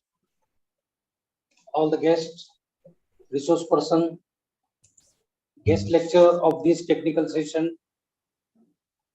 Dr. Priya Rai, Honorable Principal Sir, Convener Dr. S.V.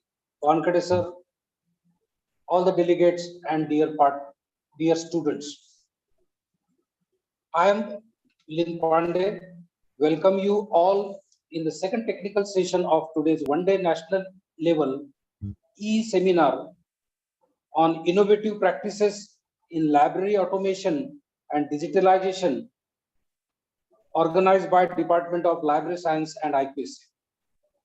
For this session, we have Dr. Priya Rai as a guest speaker. First of all, I welcome Dr. Priya Rai on behalf of the organizing committee. Now I would like to give a brief introduction of today's guest speaker, Dr. Priya Rai. Dr. Priya Rai is currently working as Deputy Librarian and Head Justice TPS. She has 21 years of experience in the field of library and information sciences.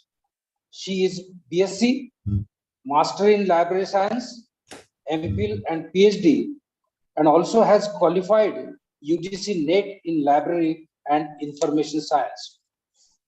She is the recipient of Commonwealth Professional Fellow IALS, University of London, recipient of FCIL Schaffer Grant from American Association of Law Libraries 2012, and Bittner Research Fellowship from Cornell University Law Library. She has experience in organizations of more than 5 internationals and national conferences on various themes, including copyrights, digital licensing, artificial intelligence, and open access to law movement. She has authored 7 books and published more than 35 papers in referred journals and conferences. She has contributed in development of more than 12 modules for EPG, Pathshala, UGC, SWAYAM, and NEOS platforms. With this brief introduction, I request Dr. Priya Rai to deliver her speech on e-literature training for library profession. Over to you, madam. Thank you, sir. Thank you. Yeah. Thank you, Dr. Saab. Thank you so much. First of all, my voice is audible to you all. Yes, ma'am, audible. Please Thank continue. you, sir. Thank you, everyone. First of all, I would like to thank the organizer, the principal, sir, Dr. R.M. Tetet, sir, from LRBAC and SSRBS College, Arni, and I would like to thank the convener, Dr. S.V. Wankade and IQAC coordinator, sir, Dr. M.R.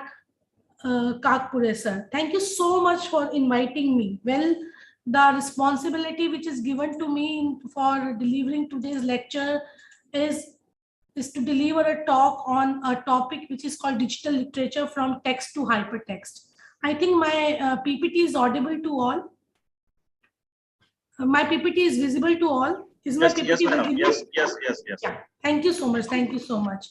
So the responsibility given to me by the convener of the program and Professor Dr. Mohan Khadge, sir, that I have to talk on a topic which is called digital literature from text to hypertext. So I can say this is the right time when we can discuss on this topic, and we should, literate not only the librarians but the whole community about what is going on all over the world.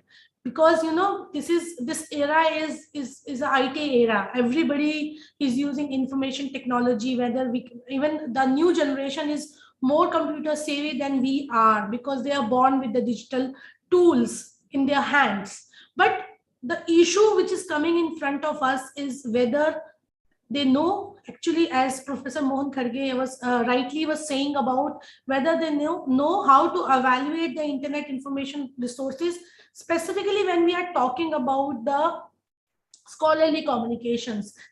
We all are agreed, yeah, there's a plethora of information lying in the world of World Wide Web, www.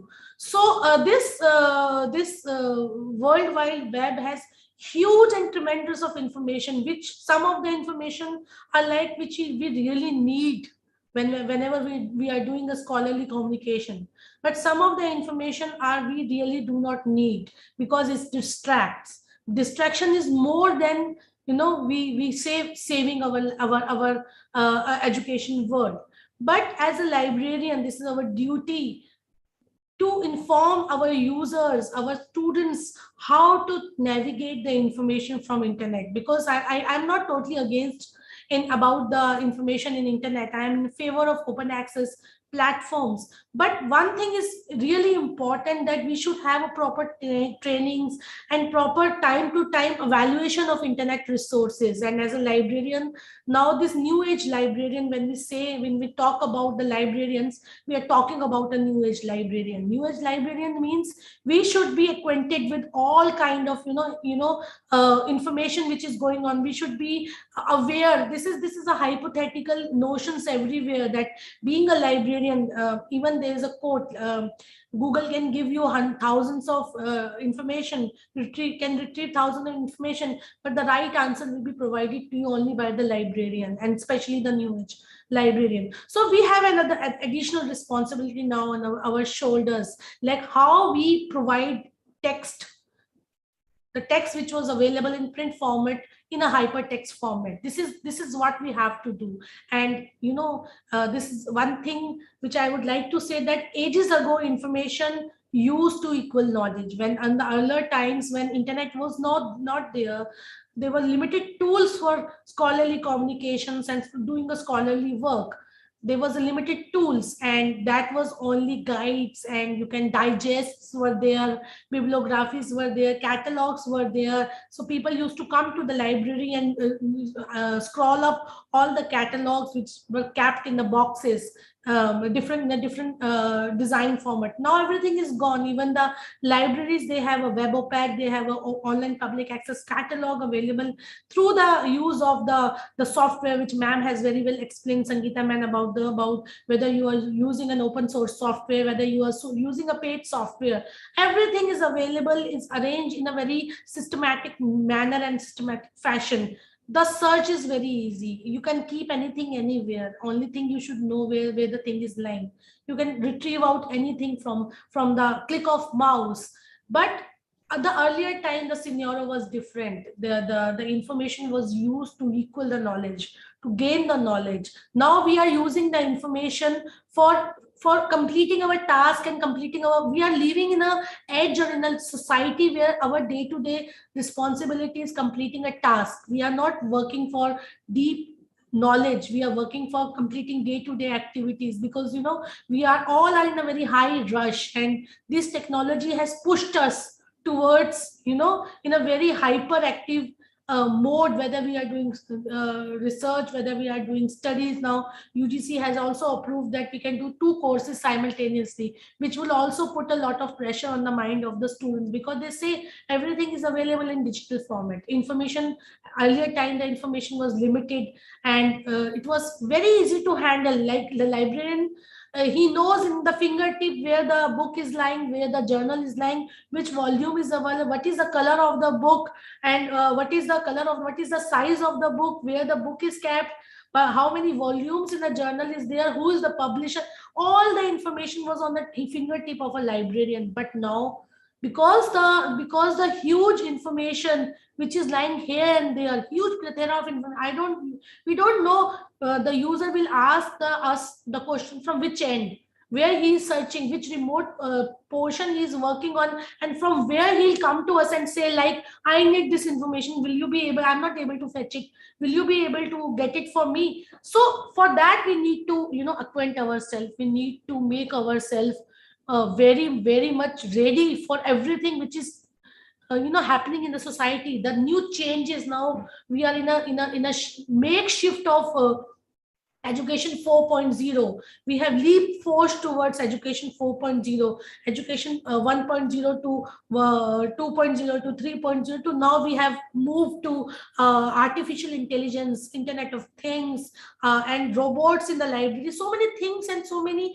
concept has come up within a blockchain technology, big data concept, new things has emerged in a library. So as a librarian, we should know all these things, what is going on, but we should have a grip in our hands. What I say, what I tell everyone, that we should have a grip, at least the resources which government is providing us through open access platform, because open access is a revolution now. Every information is in open access. I'm talking specifically on the scholarly communication. Not only the author are now aware about the fact that they have to keep the information in a green open access platform or a gold open access platform. They know that what are their rights towards information, information and information literacy. This is the one concept which has, we keep on changing every day. The early time when we have started the things, digital literacy was limited only to we should know about the software, we should know how to use the software. Now digital literacy has transformed from working on a software to so many multiple things. So in today's presentation, I would like really to put forward in front of you the different information which is lying on the government platform, like what ministry MHRD is doing for librarians, what MHRD is doing for preservation of digital literature, and how these information are useful for us. At least we should know one common platform where all the information are lying, so that very fastly we'll be able to provide the information to our users. So now the things has become more complex, and now time has changed. And as I was telling you, the today's information comes from all shape, all size, and gradually grow more and more in uncontrollable manner. So it is not possible for every librarian to know everything. But if we know some of the basic things, like what are the commercial databases lying on a particular subject, what Scopus is providing to us, at least we will be able to work out with the Scopus and Web of Science and provide to our user like this. These are the list of the journals which are indexed in a Scopus, I think, and this is the frequency, how frequently it is being published. I think that is also one of the stepping point to educate our user. But we should know how this platform has been built and how these platforms are providing the information. Other than this commercial platform, the digitally, because all the user now is a digital labels to users, we should also be able to provide the multiple options to them with a very slow and steady manner. Like this is the commercial database which is available in the particular domain, but please try to understand these are the open access resources which are equally important. You can provide the information, you can share the information of open access platform only when as a librarian you have done the evaluation part. That is why I say that whenever the digital literature training comes in front of us, I generally focus on the evaluation portion.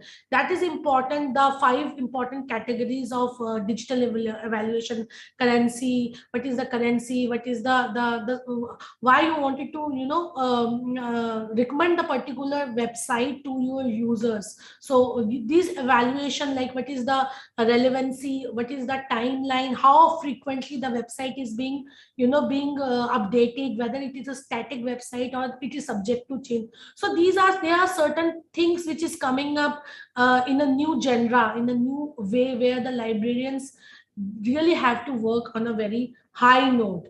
So let's move.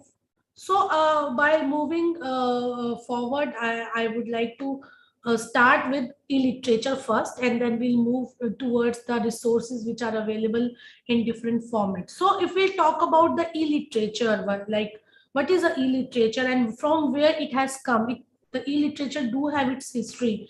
Like gradually it has, come up in a form of so many massive online open courses. They are blended learning, which is being done only on the behalf of the e-literature available. And we have seen in pandemic that how this e-literatures, electronic digital information has saved us. the education system was the only system which was working full time, more than the hours. And I've seen teachers and the librarians working day and night first to understand the concept of e-literature, to understand the concept where the information is lying, and how we will be able to use the MOOCs and different platform being created by the government and other NGOs. And during the pandemic and the COVID period, the library was open all the time.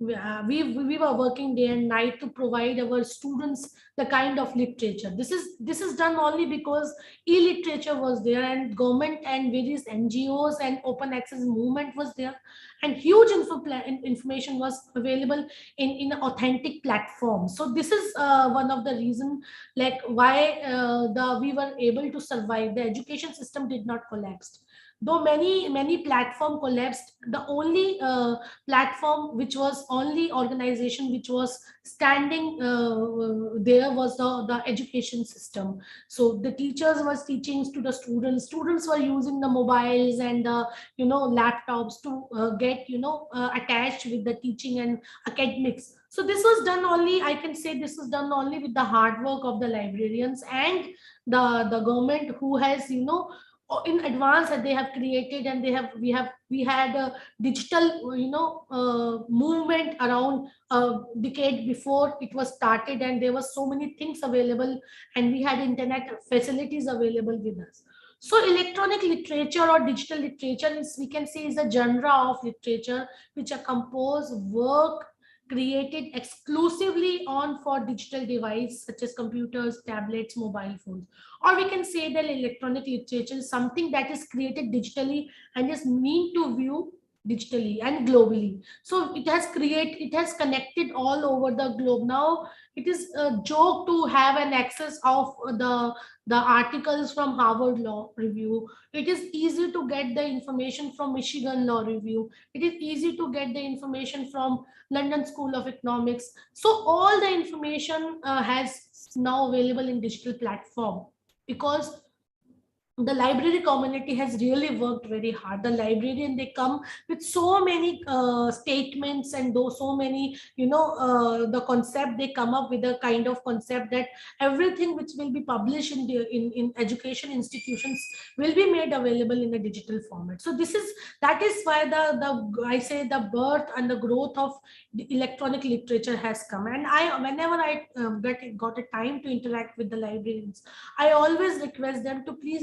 encourage your teaching community to put their information in electronic format. Or if you can't do anything, like Sangeeta ma'am was saying, try to create an open access platform, web page, or try to create an institutional repository. There must be, even if you are a small college, there must be hundreds and hundreds of articles published by the teachers. Try to convince them to sign a copyright. Today is a copyright day also. Try to convince the teacher to sign a copyright, that after even 2 years the content will come back to them, and they will be able to give you in the institutional repository, and you will be able to reflect it to the world at what your college has done. So this is the power of electronic literature, I could say here. So now move on to the next point, that electronic literature is what are the broad categories of electronic literature in several forms and practice. So we can say that the electronic literature is a form of literature that shared to appear or with the advent of computer and digital technology. And a digitally oriented literature, we can name it as a digital oriented literature, but readers should not confused with the print format or some different format. So to make it clear what is the objective of broad category of electronic literature, so there are several forms. Some of them are we can say are hypertext fictions, poetry of the web, kinetic poetry, computers, conventional characters, some of the chatter boards and interactive fictions. So many information which is basically in some of the way in a collaborative way are available in electronic format. But if we talk about how this electronic literature evolved, what is the basic history of electronic literature? It has a old, if we talk about. It has an old history and it's very interesting. We'll take some minutes to discuss about how it evolved, how gradually this literature, from print literature, we have come to the digital literature. It is a hard work of so many people, so many initiatives, and not only the government has taken initiative, but so many private bodies, NGOs, and people have done lot of to make the information in digital platform. So graduation, we can say, if we talk about the history of electronic literature, gradually transition into digital world began with the new advancement in technology to make things more efficient and accessible.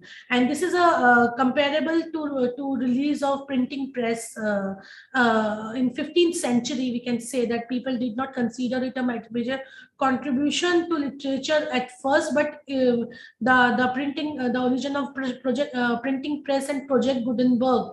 If you go to the website and click on the Project Gutenberg, we'll see a huge information in different formats and different, if you want to use video, audio, all the platforms are available. But the Gutenberg was the place where the initiative emerged, and in 15th century, and the printing press was evolved.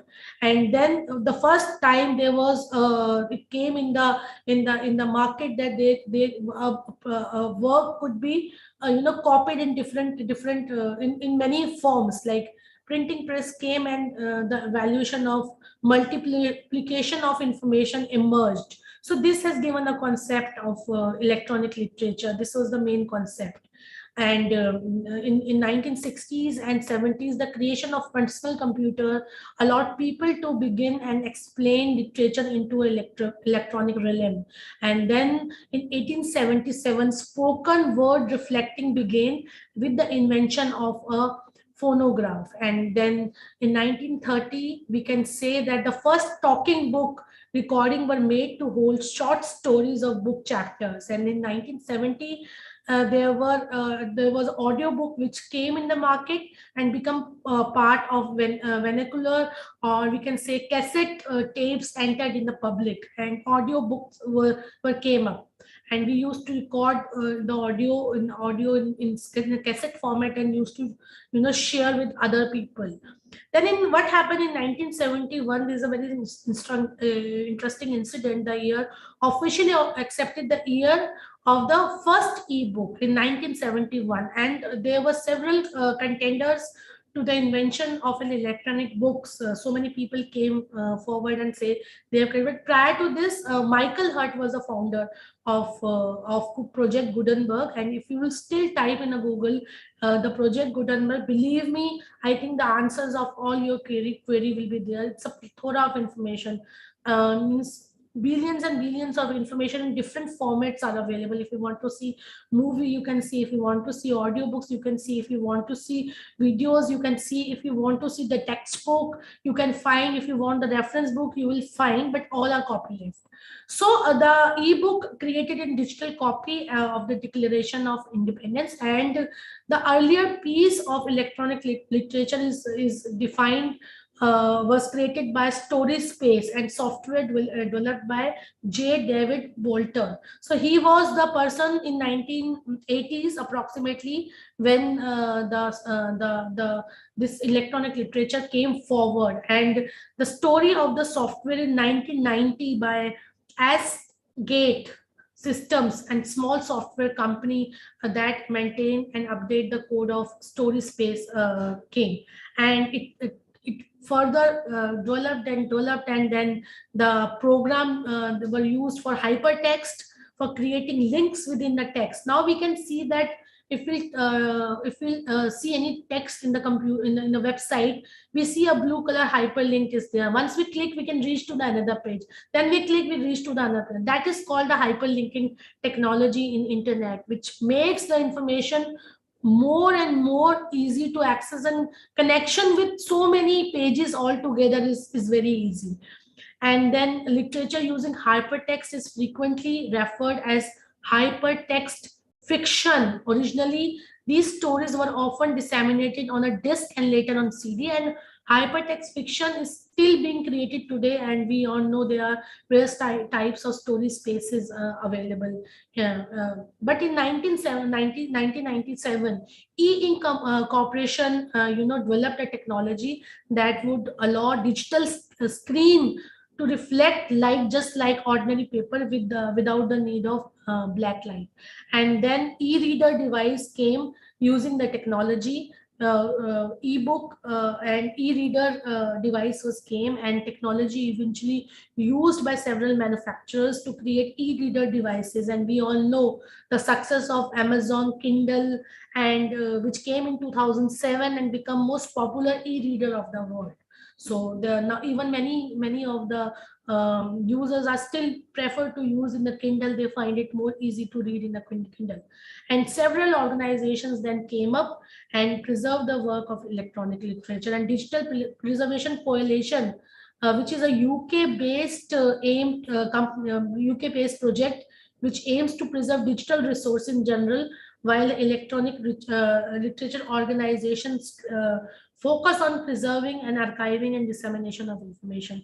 So believe me, there are so many people who are working behind creating these kind of platforms and technology, so that we will be able to access we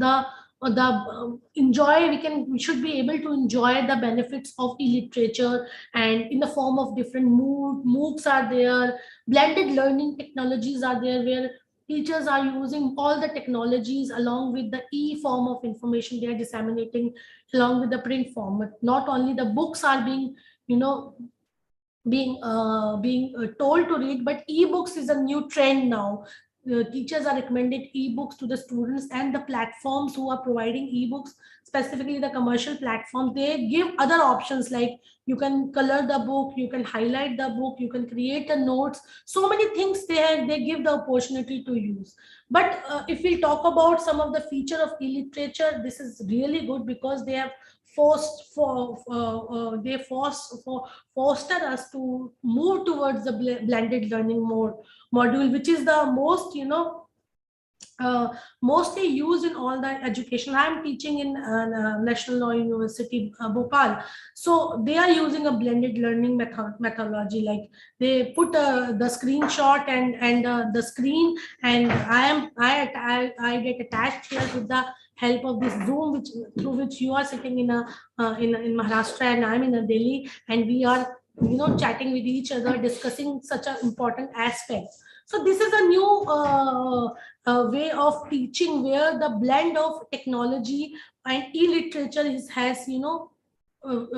has taken a new land. So there are a lot of advantage of e-literature when we put it in a blended mode. For the student and the teachers, as they include increased learning skills, great access to information, improves satisfaction, learning outcomes, and the opportunity both to learning and others. So how they help in independent learning. They help in opportunity for collaborations at a distance level. Some students are sitting in different corner. He has some issues like Corona is coming up again. Their classes should not be missed, so they put it in a blended mode, so the student will also be able to join the teaching while sitting at the home. So this is one of the main advantage. Then increased flexibility, like technology enabled learning. They allow learning anytime, anywhere. This is the one way, anytime, anywhere, and letting students to learn without the barrier of time, location, with the possibility. And our libraries, as Sangeeta ma'am has already explained, how our library can use the website for providing the maximum information. Our library could be a real-time library when we can put the videos, we can have a chat with the librarians, face-to-face interaction with the librarian in e-format, and we should provide some kind of videos of how to use a database, how to use open access resources, how to use OPAC. So these are some of the modes which blended learning has provided. For increasing interaction, for offer platforms or facilitate greater interconnectivity between students and the libraries and the teachers, and enhance learning. This is one of the important features of e-literature, that how it helps build projects in different ways, and how it helps enhance learning with the help of online community. They can inquire, they can, through digital learning of skills, they can become more essential lifelong learning. From learning to lifelong learning, we have shifted, and we have shifted with the help of reliable and reproducible information, which could be done. So if we talk about the e-literature as a new learning paradigm for researchers, basically, as I was telling you, that blended learning is one of the way where the e-literature helps in any time, personal, flexible, anywhere, practical applications. We have internet of technologies available. We can implement so many things in all together.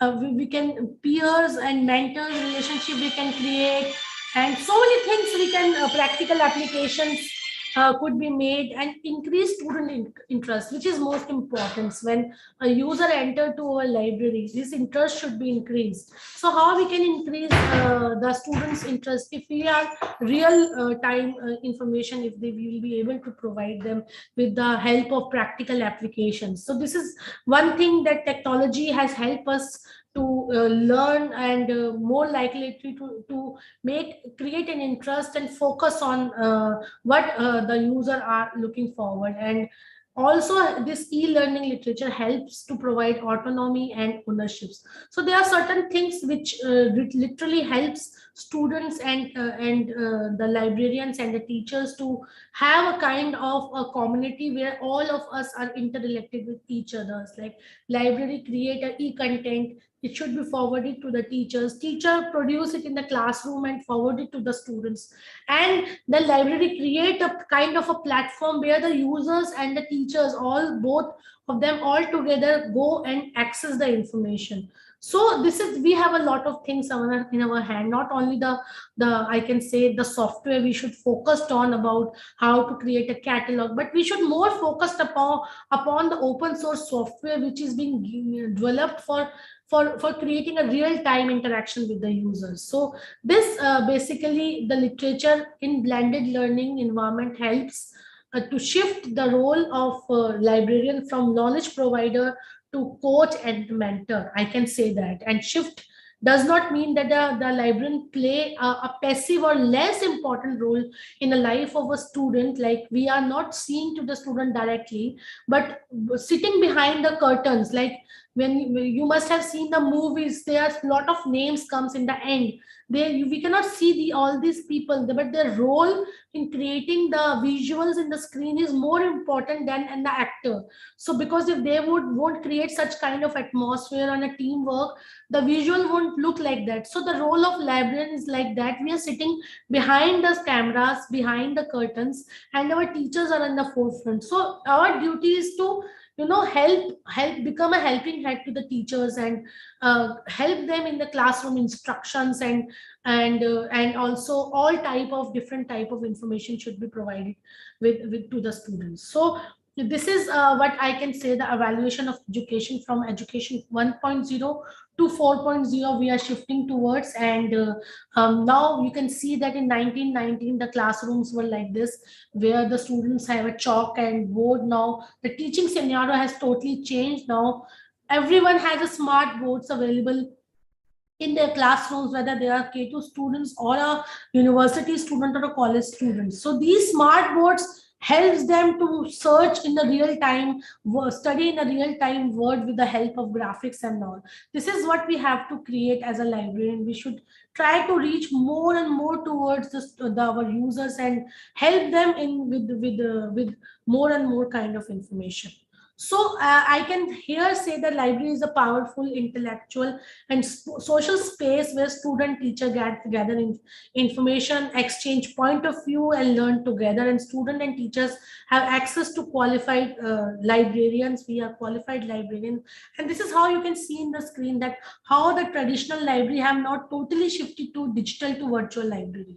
So the traditional library where only the book was there, printed material was there, then we shift to automated library, and then to electronic libraries where CDs, different type of information was there, like CDs were there, DVDs were there, microfilm, microchip, so many form of information was there. Then came digital library, which is a kind of hybrid of print and digital. And then now we are totally moving towards a virtual library, and all the content user want to access through the cloud or other form of technology enabled information. And this is a role of a librarian. They have provide as a qualified librarian or new age librarian to provide equal access to high quality resource in variety of format.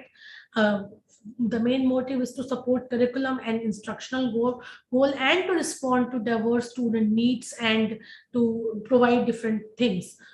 So now I would like to come to the IT part, how the librarians electronic resource management is now we are moving towards. So we can see that now as a librarian, when I talk about the librarian as a new age librarian, we know the our content now we have now because we have built the digital libraries. So our role is now shifting with the new era of like how the technology changed the role of a librarian automatically changed from 1960s when the advent of dialogue was there. Proliferation of computer based bibliographical resource has dramatically changed the way library collections were processed and accessed. And then in 80s we have witnessed the parallel development in CD-ROMs and all, from operational to service to content to collection. And now we have moved to another era which is called network information user generated content as now there, where the both Web 2.0 or Web 3.0 or Web 4.0 or AI or social media has created a kind of platform where the main in 1960 when the library was in at the operations, where we used to create only computer based bibliographicals. Then we shift to services, computer services era, where CD and OPAC emerged, and the librarian's role from operations to service to content has come. Now this is the era was of full of content based information era. And then from 2020 it became the network based collection era, where electronic resource system, federated search, open access, institutional repository, data curation, so many things has emerged, and all were available through a network based environment. And students prefer to use the information institutional repositories where all the information are available in one platform. And after 2020 a new generation came where the network information user generated content came forward in front of us. And we can say that this has given this has given the new life or new beginning of education 4.0 learning, where we have to connect to the learners here. Now we have to connect to the learners. If the learners need something, we have to be real time with them, and we have to provide the information in real time forward. And this ecosystem has totally changed from connecting cyber physical system, which is powered by Internet of Things and fueled by the data. So now everything, you can say data analytics, data management, data curation, the library science is now totally changed. We have more towards the technological people now, and we have to create a kind of society which is more interconnected and hyper connected, I could say, in this disrupted world. The disrupted world came because there are so many things which are good and so many things which are bad. I have already explained to you. Now I would like to share a few things with you. This was all about how the literature was useful and how this literature came has drastically changed. Now we have shift to a new way, where the information is, as I was telling you, the information is in a form of education 4.0, where we are connected with hyper connected disrupted world and fully interconnected world. So to have this fulfill these objectives, Ministry of Department of Higher Education has come up. I don't know how many of you already know about this. MHRD has come up with a new projects. This is the one thing which government has done for us. A lot of things are there. The only thing we need to know how to reach to this page. This is called the National Mission of Education through ICT, and there are various projects and initiatives by various government and private bodies. And this is the Minister of MHRD who has come forward with the initiative of e-literature and to specially education literature through this mission. And this mission is basically created to provide so many things all together.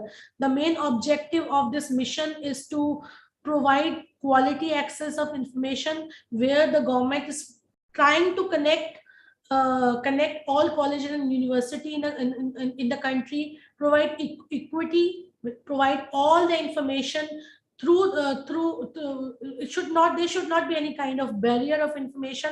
One student should not be information rich and one should not be information poor. So by keeping this envisioned and thing in their mind, they have created this platform, and then to bridge the digital divide, to empower the teachers and the learners, to provide connectivity, to provide quality information, e-content. So many platform has emerged to provide high quality content free of cost to all the learner, to bridge the digital divide, to empower teacher, to foster the focus on the online learning programs, where certificates should also be provided to the learner. And they come up with lot of SWAYAM and Prabha portals and so many programs and initiatives and teaching and learning opportunities for empowering librarians and teachers for effective use of new methods for teaching and learning. So this is what they have tried to create for us. And if we will talk about the objectives of this, the objective of the mission is really very clear. If we'll talk about the objective of the missions, it's basically they have effective utilization of institutional resources, minimum wages on time of basically they wanted to give the opportunity and anytime availability of information. And basically they worked on the content and the quality content of information. Right information should be provided to the user at right time, and to emerge India as one of the knowledge power of the world in the shortest possible time. So I will just go through some of the initiative which National Mission of Education through ICT has done. So once you will go through it, you will realize that yes, they are very useful. I think you will use it in your library also. So the objective is to create a platform for sharing of ideas, techniques, pooling of knowledge, which is really very important for everyone, that knowledge should be pooled, and it should not be remain in one person's property, and everyone should have a right on the information which is created, specifically through the education world. Systematic building of huge databases and of the capabilities. Ma'am was talking about the Koha. So if you wanted to know how to install a Koha, there is a platform which helps you in National Mission of Education, which helps you how the open source software could be used, and Koha is also one of them. Even apart from Koha, they help you to use DSpace and other Joomla and other kind of platform for creating your websites. So the other objective is to use e-learning as an effort multiplier and provide access to quality and equality in sphere of providing educations, and providing e-books, e-journal utilization and repository of content generated, and basically spread digital literacy for teachers and empowerment, and encouraging teachers and the librarians to guide as a learner and to create rating agencies on web-based learning content, and to prepare metadata and time index preparations, and customize open source tools and standardization of quality assurance of e-content.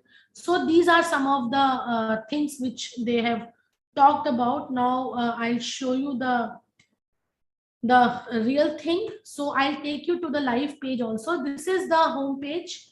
Once you will click on NME ICT, National Mission of Education through ICT, you will come to this page. And so once you come to this page, you will, once you scroll down, you will find this. So what are these? These are some of the projects of National Mission of Education, which is called PDS. We all know about this Short Shuddhi, Vidwan, virtual tutorials, spoken tutorials, and we can say Yantra, E-Shod Sindhu, Shodh Ganga, National Digital Library, EPG Pathshala, Swayam Prabha, and Swayam. So these are some of the broadest initiative which they have come up and to provide the information. Now we'll see one by one what are the initiative, then we'll go live. I'll like to show you live how you will be able to reach that page.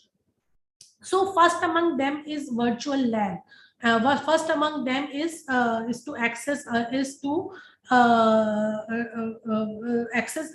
This is the first one in the file, and if we'll talk about this, then it has certain things. This is basically accelerating accelerating hands-on learning. So if you really wanted to go for hands-on learning, there are 4 points they have divided into. First is virtual labs, second is spoken tutorial, third is FOSSEE, and fourth is E-Yantra. So what is this? I think you should have an overview about it. What all this? So virtual lab, if we talk about the virtual lab basically helps to provide the labs fully interactive stimulated environment, and it is being done with the institutions like IITs and IIMs, and they basically helps in collection of data, and they helps in answering questions to access and understand of the knowledge and requirement. So what they help, they provide remote access to the labs on various disciplines of science and engineering. So that if you are not able to go physically on a lab, so they explain some of the experiments on science and engineering and implementation by IIT Delhi, and it's a share costly equipment, and just basically the motive is to share the equipment and resources which are otherwise available in limited number of users. So basically, if we talk about, they helps in providing so many things, and people sitting in geographically distant area, and specifically during the pandemic time, if they are not able to come physically, so these virtual labs help them in doing the experiments. And IIT Delhi is the nodal institute with other 10 institutes to take these initiatives. The next among them is E-Yantra. Basically, what is E-Yantra? If we talk about the E-Yantra, these all are available in the National Mission of Education webpage.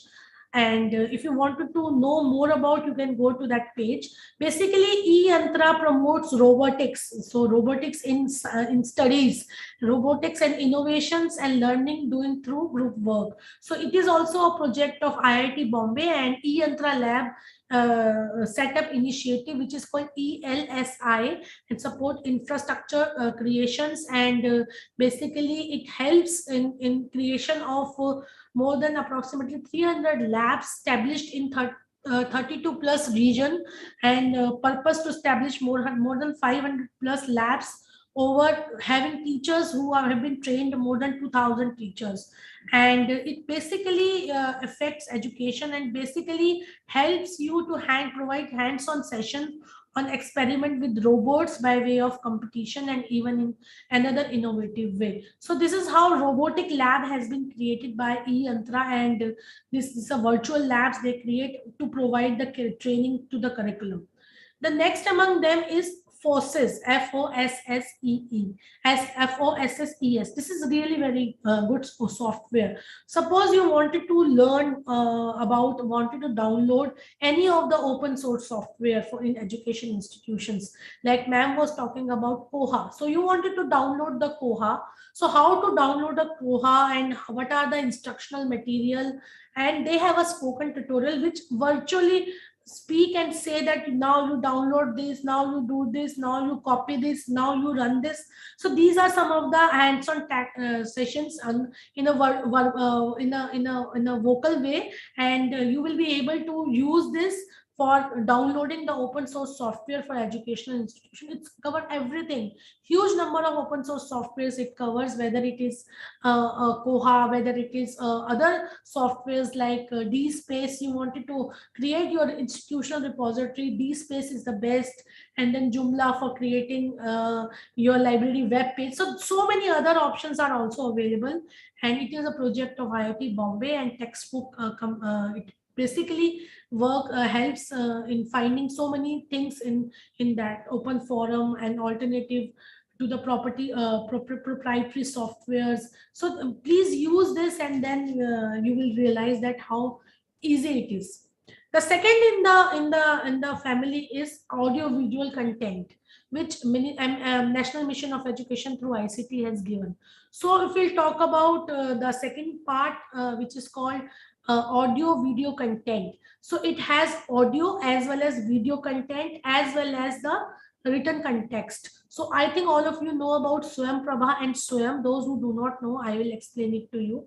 This is one of the very interesting platform. Swayam basically gives you the writing content like PPTs and then PPTs and then video content as well as the text also. So in four format, it gives you the information about all the topics which is covered in higher education as a PG and EPG, PG and undergraduate courses. And Swayam Prabha is a D2H channels where you will be able to find day-to-day activities, all the live-in programs, all the channels, all the video audio programs. So if you wanted to see on a particular subject, what is you wanted to go through the videos, you can go click on the Swayam Prabha. Different subject for undergraduate, different people has been given, organization has been given the responsibilities, like EPG Pathshala is taken care by IITs, undergraduate is taken care by IGNU, as school library is taken care by National Institute of Open Schooling. So there are certain things which is there for you to explain, to access. So we can see that Swayam, once we talk about Swayam, it is India's own MOOC, massive open online courses platform, which provide online courses on all disciplines. Mind it covers all disciplines, whether it is engineering, law, management, humanities, social sciences, or other professional courses. Just go to swayam.gov.in and you will find so many things in this platform. You have to enroll, then you have to, if you wanted to take up some courses, you can take the course in the Swayam, and you can get the certificates out for it. So who are the national coordinator? As I was telling you, UGC, PG for non-engineering, IIM Bangalore for management, National Institute of Open Schooling for school libraries or school education information, CEC, Consortia of Educational Curriculum for UGC, non-engineering, UG, undergraduate, and IGNU for certification and diploma, NCRT for school from 9 to 12. So they both are there, NCRT and NOIS, and NAPTAL for UG, undergraduate and postgraduate. Engineering college, MITR is for teaching, training, and AICT is for annual for programs in technologies and foreign university. So this is really very good course. You will find a lot of things in Swayam platform once you registered on Swayam. The next I was talking about was Swayam Prabha. Swayam Prabha is basically a channel. It's a bunch of channels, or it's a amalgamation of channels of so many programs for higher education and lower education. So Swayam basically provide content for channels for IITs, for UGC, for CEC, for IGNUs, for NCRT, for NOS. So all the program which is created by these nodal organizations, so it is being published and broadcasted in Swayam Prabha, which is basically a D2H channels across the world. So you can 24/7 it is available, and curriculum based courses are there. The content for postgraduate, undergraduate level is there, and you can use this for research and training. The next among them is eShod Sindhu, which is for the digital content only. So eShod Sindhu, Shodh Ganga, National Digital Library, and EPG Pathshala. So you can see the screen. So I'll take 10 more minutes to go one by one. We all know Short Sindhu. What is Short Sindhu? We all Short Sindhu is basically a recommendations of. It's basically it is a merging of the three consortia initiative. Earlier there were three consortia: UGC Infonet, Digital Library Consortia, Enlist, and Indest plus ACI Consortia. So they have merged all these consortia into one, which is called eShod Sindhu, and will provide content or archival access to more than 10 crore of peer-reviewed journals and number of bibliography, citation, factual address of databases on various disciplines, and number of publishers and aggregators are attached with the institutions. And the aim of objective is to create a consortia for the higher education for e-resources and to provide access to quality electronic resource, including full text, bibliography, and factual databases. So we all know that it gives e-journals archives, e-books, and perpetual access bases, and bridge digital divides and to make information reach. So next among them is Shodh Ganga. I think everybody knows about the Shodh Ganga. It is an, as the name says, it is a reservoir of Indian electronic thesis and dissertation, and which is set up by InfluNet. And the Shodh originate with a Sanskrit word which means research and discovery, and Ganga is holistic and longest of all rivers in India, and Ganga is symbol of India's age-long culture and civilization. So they put the name of eShod Ganga, where the thesis has been placed, and they use the open source software which is called DSpace, and they are using DSpace for hosting the e-thesis which has been created by so many organizations, and so many organizations. You can see that till now they have 350,000 theses from various organizations. You can see the screen that thesis added in 2021, 42,000 theses were added, and they have searches, different searches, and year-wise you can see that they have thesis, synopses, and so many things they have added in this Shodh Ganga. Then the next among them is National Digital Library of India. I don't know as a librarian how many of you have used it, but I have used it, and believe me, it is one of the best project of IIT Kharagpur and virtual repository of learning resources. This is not only for the colleges and universities, this is also for the school libraries. So many content for the school librarians are there. So it helps in search browse facility by providing a host of services, and it has Ministry of Government, and so many things are there. Filtered and federated searches is there. NDIL provides group specific services for examination preparatory. So they give question banks and for college and students, and research and books and other contents in different languages, and different 10 different language they support, and they provide support academic level integrators. As you can see that in the screen, school is there, examination, CBSE exam preparatory is there, engineering, science, humanity, literature, law, and all the subjects are covered, and gradually they are putting videos, publications, journal conference information, so many things, and individual feature collection also they are saying, like the important persons, the details about the documentary about the important persons are also being mentioned.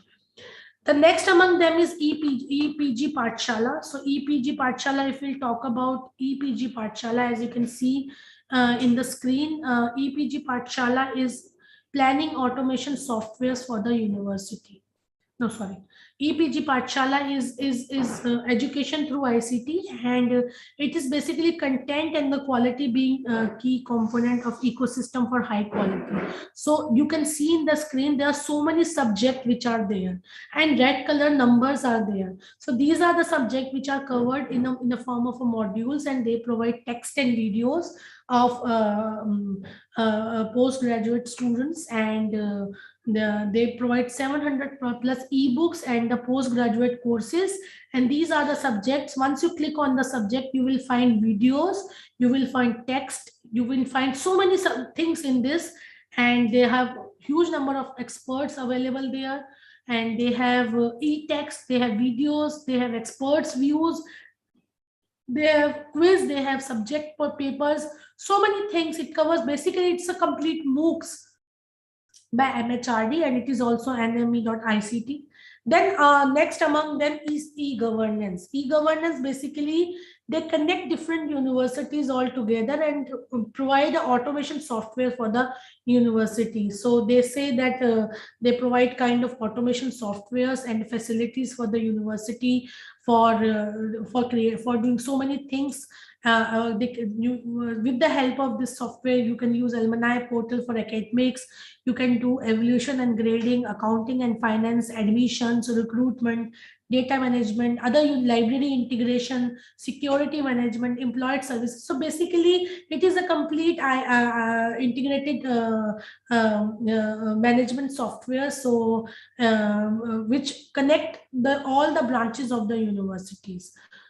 Other than that, you can track your research, which should the end with one. So I don't need to say much about Shodh-Shuddhi. You all know that it is basically a plagiarism detection software, and it helps to better research outcome and reputation of the institutions by checking the plagiarized or a similar content. So all the 12F university, they provide the content to all the 12F universities, and total users, you can see in the screen that total members are more than 1,000. All 12F 12B added university, they are giving the Urkun software, which is a web-based plagiarism detection softwares, and earlier it was Turnitin. So this is also one of the very good initiative.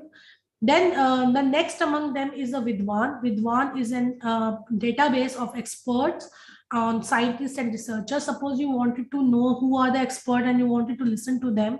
So they provide more than 12 lakh experts and organizations, more than 12,000 organizations and huge publications on different subjects. You can see that different subjects are there. They provide they provide important information about expert background, their content, contact address, experience, scholarly publication, skills, accomplishment, researcher's identity, and so many research identity like ORCID and all. So many things it gives, and quickly, and it provide information about experts, peers, prospective collaborations, funding agencies, policy maker, research scholar, so many peoples you can connect with and identify peer review of articles and research proposals. So this is one of the things. So this was all about National Mission of Education through ICT. But other than that, if we'll talk about the digital literacy or illiteracy, huge other initiatives are there in the world, in the domain of internet, like Social Science Research Network, one of the biggest open access repository, directory of open access journal, open access journals.com, core, law review, common law reviews, econ-based, journ, OER Commons. These are some of the broad, huge initiative taken by all over the world. The people abroad, they have taken up. Other than that, publishers are also being a part of our journey. You will find the books of Oxford University Press or Brill or Springer or Bloomsbury or so many publishers whose Cambridge University Press. Do you know that they provide the books in open access platform also? The gold open access, the green and gold, there are two types of open access platform. The gold open access platform is available where the user has to pay the API and their book, their information is available free on the platform. So Springer gives more than 1700 Taylor and Franz. You have to go to the website only and find the open access, where the open access. If the lock is open, that means the information is open access. Oxford University Press gives 53 books, Brill gives 742, open book publishers give 156, Cambridge gives 65. So you will find a lot of JSTOR give more than 5,000 books in an open access platform. So there are so many e-literature is also available in open access platform. In the last, I would like to share some slide because today is a copyright day. So this is my duty as a law librarian to share with you what are the licensing models. So whenever you find any information in open access platform, don't think this is freely available. So every information in internet has there's some kind of license. They are attached with some kind of license. These licenses are called the Creative Commons licenses. So there are various types of licenses, but they are a little bit different. From all right reserved to they say there are some right reserved. So they give lot of flexibility to you, your work, to distribute, to display, and to communicate. So these licenses are basically CC attributions. They say CC by SA, CC by ND, CC by NC. If you see anything here, this kind of screen, this kind of icon in any of the content, believe that they are licensed document, but they have given some kind of authorities to you. So if you find C cross, that means the information is public domain. You can do anything with the content. If you find a round circle with a boy, that means everything is available. So you have to, but you have to, you can copy, you have to give the attribution, means you have to acknowledge the person. You can commercially use, you can adopt, modify, you can change the license. If you find by essay written, that means you cannot change the type of license it is. If it is by ND written, that means you can modify, cannot modify and adopt. If by NC is written, you cannot commercially use the content. By NC essay written, that means commercial use and you cannot change the license. And in the last, if and by NC ND written, that no derivatives, no commercial use and modification adopted. So in the last, I would like to share with you that yes, we are in an electronic era where education scenario is, we can say that education scenario is shifting towards tech-centric world, and global connectivity, smart machines, and new media are some of the key drivers which are reshaping the world, we can say. And the fourth industrial revolution, they have leap-forged the education towards education 4.0, which drive evident changes in the life cycle of learners and disruptive, innovative point makers towards dramatic, unbounding education from current form and forced higher education model towards rapid shift with the advent of E4 4.0. And as a librarian, this is our duty to get to adapt to the changes. Stephen Hawking says that intelligence is the ability to adapt and change. This is the high time when we should change the concept of our understanding and the understanding and disseminating the information. We should learn more and more electronic gadgets, new technologies coming in the world, in the society, especially in the education world, so that we should be able to cope. And once we will achieve this, we'll be able to cope up with this, I think we will be able to give maximum and best of us to our users. So this is, with this note, I would like to thank you for giving me this opportunity to have an interaction with all of you. So if you have any questions, you can ask me.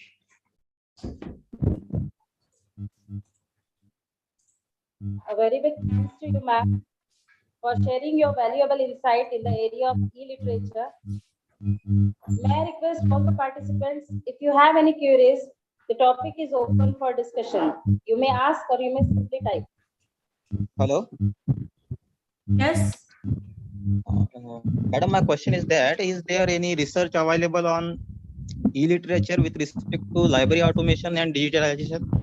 I have already explained you, if you will allow me, about National Mission of Education through ICT. So I have already explained you, there is a spoken tutorial, and SSEE is a platform where you will be able to download, you will be able to see that how you can download DSpace, how you can download Koha, and what are the versions, what are the system, what are the things available. Please try to get into, I'll just share, just give me a second, I'll share the live live of this. Just give me a second, please.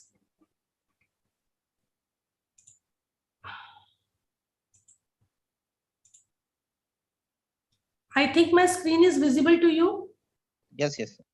So this is the website of National Mission of Education through ICT. Once you will scroll down, you will find all these things. So digital content, e-governance, whatever I have explained to you, you can do so many things with this. So if you want audio visual, you can use these two things, but there are virtual labs for labs. Spoken tutorials are there. Once you click on the spoken tutorial, you will reach to this page. It will speak and tell you how you will be able to retrieve the information. So these all are the courses which, if you want, you can use. So if you will. So these are some of the things you can use for, like Joomla. You know how to create a website. You can use Joomla. You can use Koha Library Software Management. For any language you want to choose, Sanskrit, Tamil, Punjabi, Oriya, Marathi, even in Marathi language, Hindi, English. Suppose you choose English and you click over here. So it will tell you, you can see my screen? Yes, yes, ma'am. So it will tell you that Koha installation on Linux, how to create a library, how to create a super librarian. So these are some of the videos. They have audio visuals, so which helps you to understand basically how this can be done. I'll give you an example. You don't have to go here and there. Tutorial on how to create a library in Koha. In this tutorial, we will learn how to create a library and create a group. To record this tutorial, I am using Ubuntu Linux. So I think your question is answered. You can explore more on this platform and you will find so many things in the spoken tutorial platform. Thank you, madam. Thank you so much.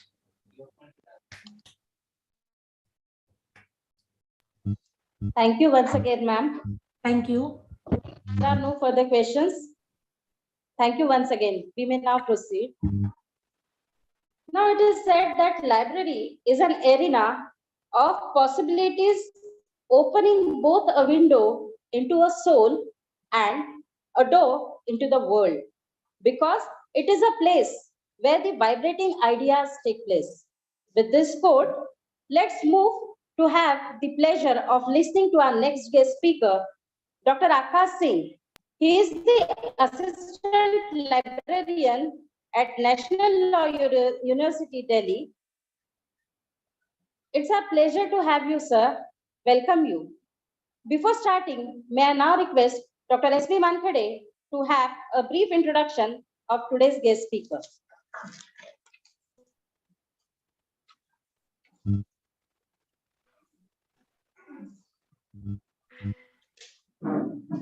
Thank you, Priya ma'am, for your excellent presentation. Friends, now we are going to start third and last technical session of the national seminar. The subject of Dr. Akash Singh talk is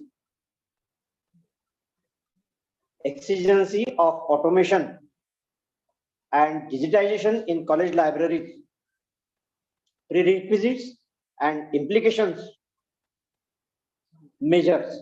Dr. Akash Singh has received so many national and international awards, and his mastery over automation and digitization. He is working as assistant librarian with National Law University. He is LLB, MPhil, and PhD in Library Information Science. He is also qualified UGC NET 3 times. He has credited 14 edited books and 33 articles in peer-reviewed journals and conferences. His current interest areas are library automation, networking, web-based information resources, and open access initiatives. Dr. Akash Singh has a specialization in online reference service and digitization. He is a member of many library associations like Delhi Library Association, Indian Library Association, and so on. He maintains 3 web portals for the ease of student. Like, I am sure we will be enriched by his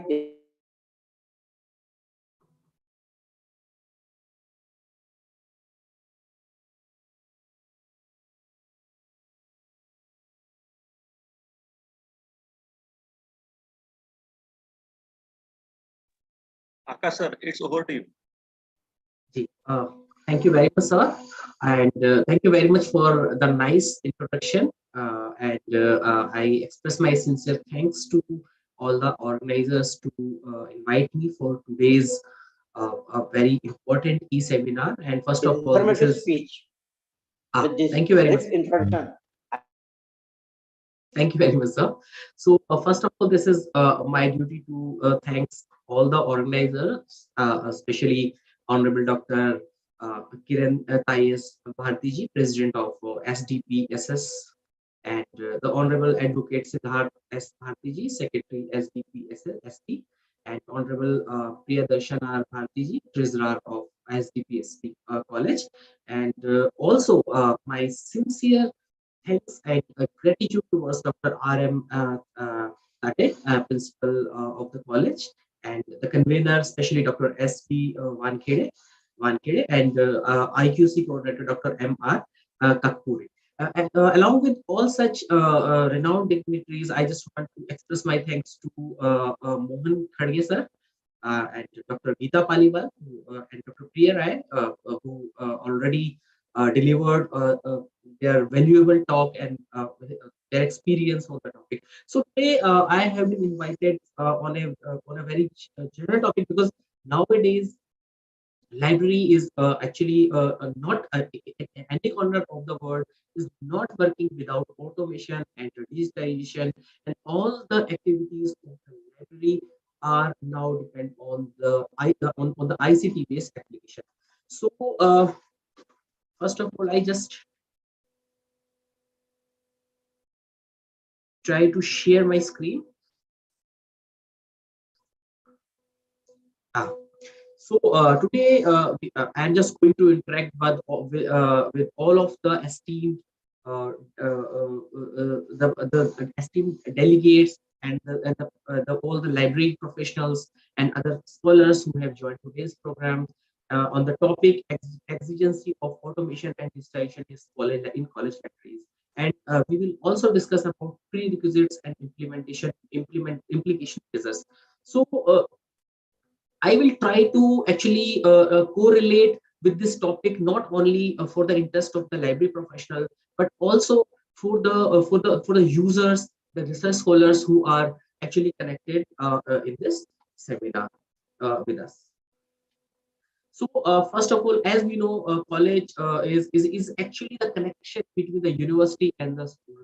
And we have generally in colleges the undergraduate students, and few colleges also have the postgraduate students. And apart from that, the faculty members are also there, and few faculty assistants or the research scholars who are doing the teaching activities with the faculties. They are basically the clientele of the college. So this is basically the connection between the students who have come from the school, who have least experience of doing advanced research. And also this is also a place where we have the responsibility to serve the people the students who have actually done the rigorous research activities when they are just preparing themselves to go to the universities for advanced research. So this is my dear friends, this is the place where the librarians have to actually put their best efforts for connecting people for the best future of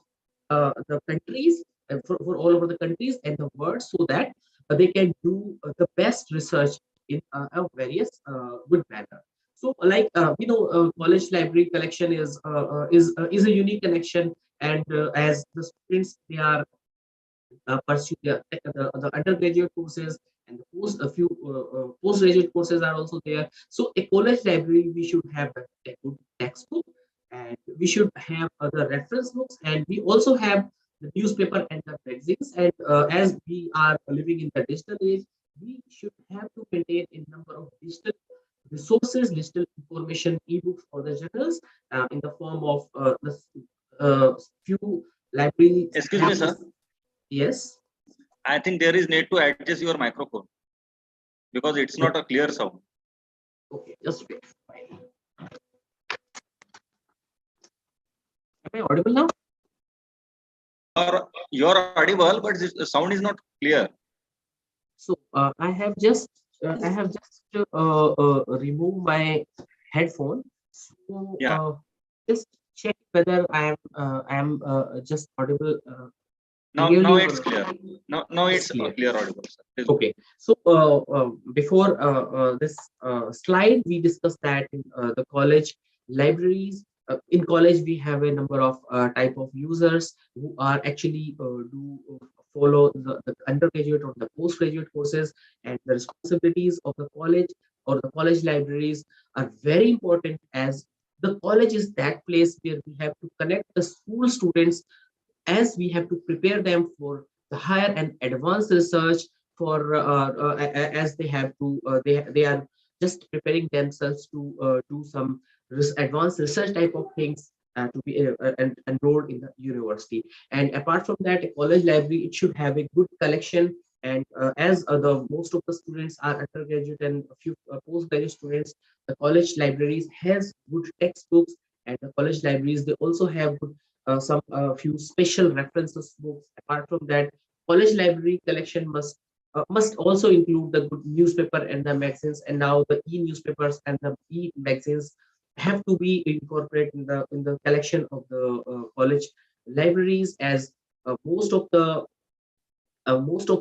collection now is just transferring on the online mode. Few like college libraries also contains the CD-ROMs and as the ebooks and the e-journals, and few particular or specific databases are also subscribed by the colleges. And as the colleges is if it's affiliated with the UGC, so the colleges may be in a situation to get access of the data, certain consortia with information databases from the InflipNet. So my dear friends, in a college library, we when we plan for designing the services, and even before the actually framing the organization of the collection, as now we have the hybrid type of collection, we have to take care of number of things.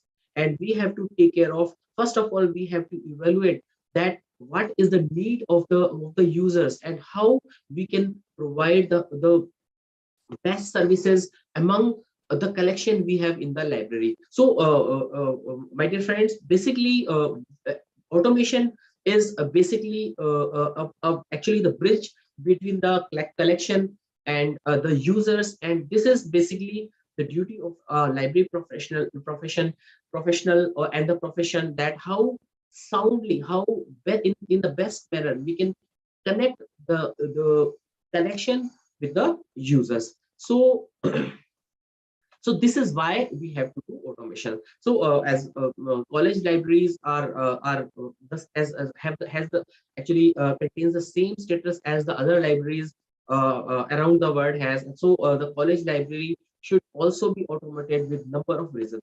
So my dear friends, now we just understand what is the automation, and this process is just for the correlate the term automation for the better understanding of the scholars and the users who are not from the library. So basically, if we talk in the simple term, in simple word, we can say automation is the technique of making an apparatus, a process, or a system operate automatically. So whenever the if you will see the previous system of the library management, a number of big catalog tray were actually used for maintaining the cards. So but nowadays you will not see any catalog tray system, because all the automated system has actually changed, and now the online public access catalog, the automated environment has been introduced by the libraries nowadays. So if we talk about in the technical sense, automation actually it is the creation and application of technology to monitor and control the production and delivery of products and services. So here in library, if we consider automation in the technical sense, basically automation is very important when we used to control or we used to make records, and we just categorize, or we arrange, we store the information of the bibliographical information of all the collection we have in the library in a best and possible manner, so that the correct information or the information about the collection we have in the library, whether it may be in the digital form, it may be in the print form, it should reach to the users in a very effective and the best manner. So if we talk about the library automation is basically actually it is the conversion of the library's procedures from manual to computerized, and such as from a card catalog to an OPEC, as I explained you in the previous slide, or from manual circulation card to an integrated library system. So the college library automation is very important, as we have to cope up with a number of a certain of changes which have been made in the other area of the life. We can say, like we are experiencing a number of changes in other activities around the world, or even in our society. So for coping up with all such things, we have to change, we have to upgrade, we have to implement new technologies, the ICT based technologies, so that we can serve our users, we can give the information services to our users, information services to our users in a very best and effective manner. So here I will quote one example. When in 2014 I was in Spain for attending one conference.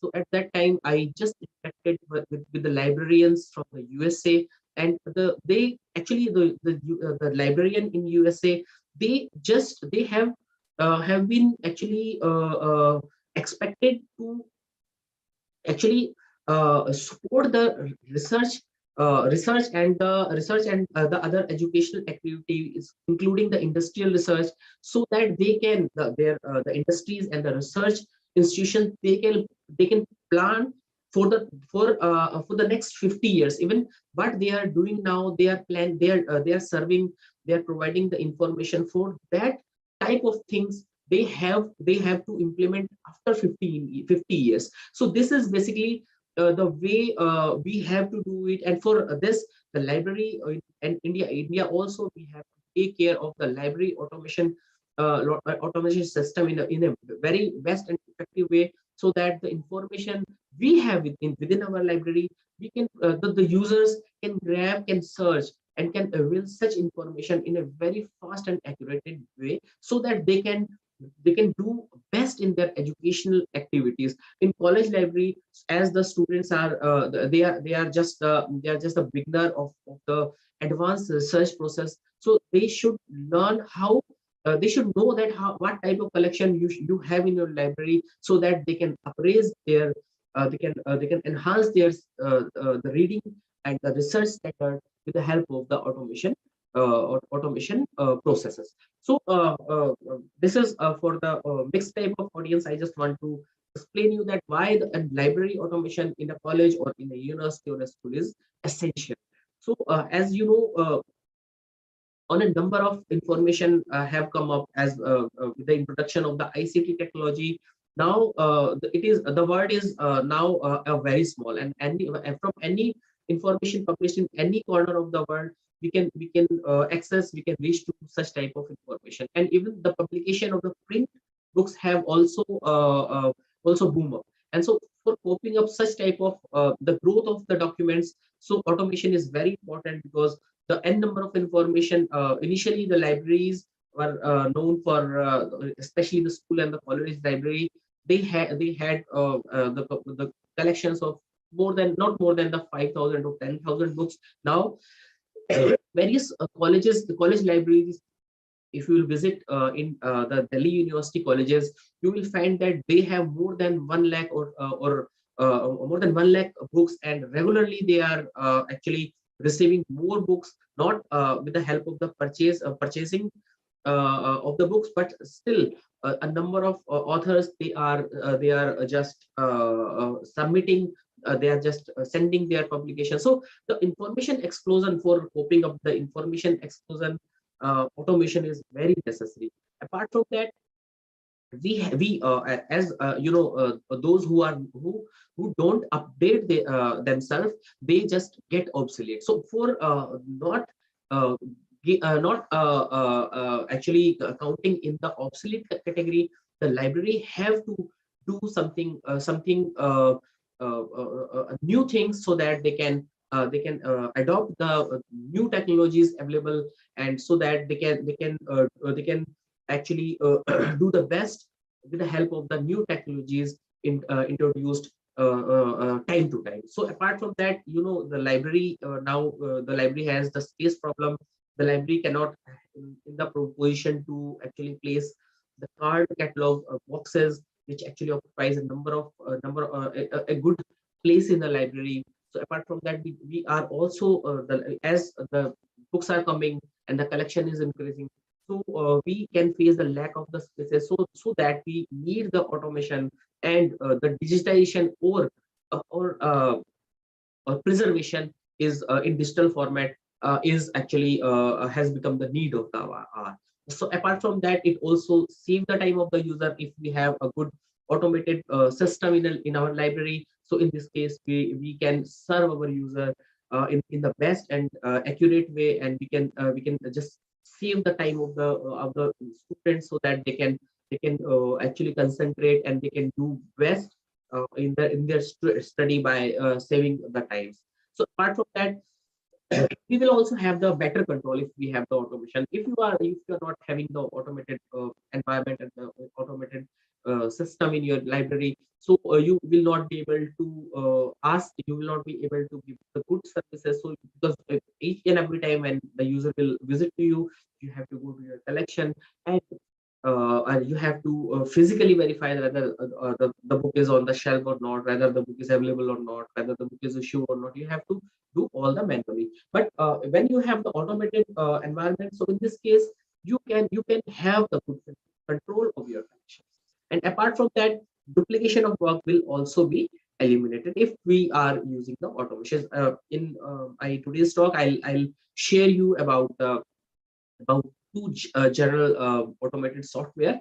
So here when you are using some good library housekeeping softwares, library management software, so you can also reduce your workload, because you will get the cataloging or the bibliographical records in advanced format maintained in various union catalogs. So you will be needing to only use the ISBN number or any key and any key number. So on the basis of that, you can import the bibliographical detail, and with the help of that, you can reduce your workload with this. So apart from that, automation is also required for greater efficiency in various activities and services of the library.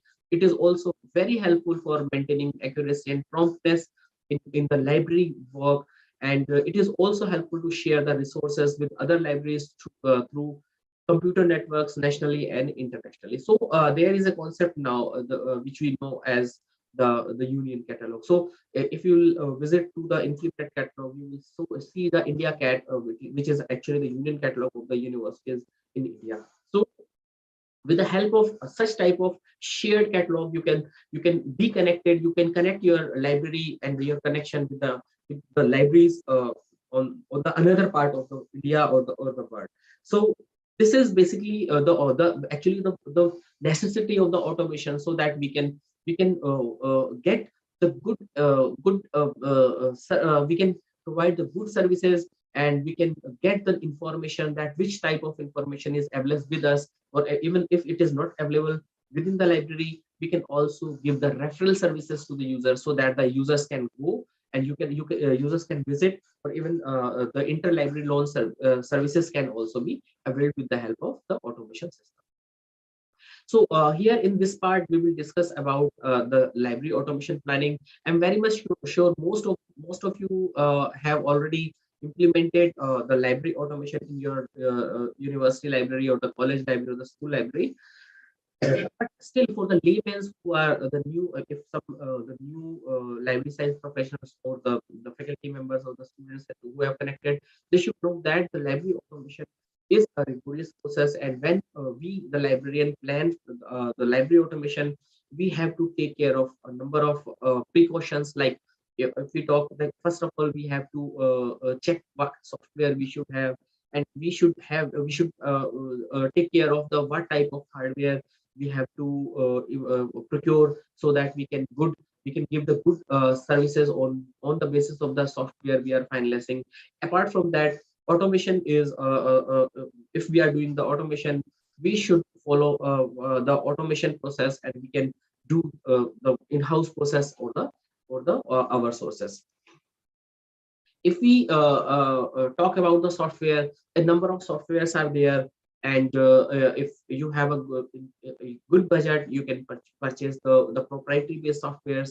And if you just want to go with the open source software or the free based software, you can also choose a number of software. Like if we talk about the commercial software, we have a number of commercial softwares available, like Ellipsis, and apart from that, Virtua, and apart from Virtua, we have other the online other commercial softwares. So we will discuss in the later slide. So apart from that, we have to take care of the what type of hardware basically require. Whenever we do the library automation, we have to procure a good server with a highly enhanced specification. Like if you are doing nowadays that you just want to you want to purchase hardware, you want to run your soft library automation software in the LAN system, and you have a good campus, you have a big campus, and you just want to give the facilities to access the self check-in, self used activities, self-use activities to the users. You have to procure a good server with the good RAM and the good space, so that you can connect all of your users with the with your software. So next is the automation process. And if we talk about the automation process, when we do the automation of a college library or any library, so here you can do all the process in-house, because when we start the initiate the automation of a library, we have to we have to start from the scratch. And here when we start from the scratch, we can do all the automated things in-house if we have a special or we have the sufficient staff. So apart from that, we can also do the outsourcing. And if we have a good budget, and we even we have the big collection and big number of books we have, so in this case we can outsource the process, which is actually we should follow when we have the big collection with us. So here is the library automation software I was talking about. So a number of commercial softwares are available here. In commercial software, Ellipsis is the Indian-based software. Next is the Virtua software. And whenever you plan for the library automation, you have to discuss a number of things, so that you can actually you can finalize what type of software you have to do. If you have a good budget, you can go with the commercial software. If you have limited budget, you can go with the open access software. If you are a government organization and you have and you can connect with the central government or the state government scheme, like they provide if you are a university, if you are under any university, so you can go with the SOL and you can get the software from the Incunet.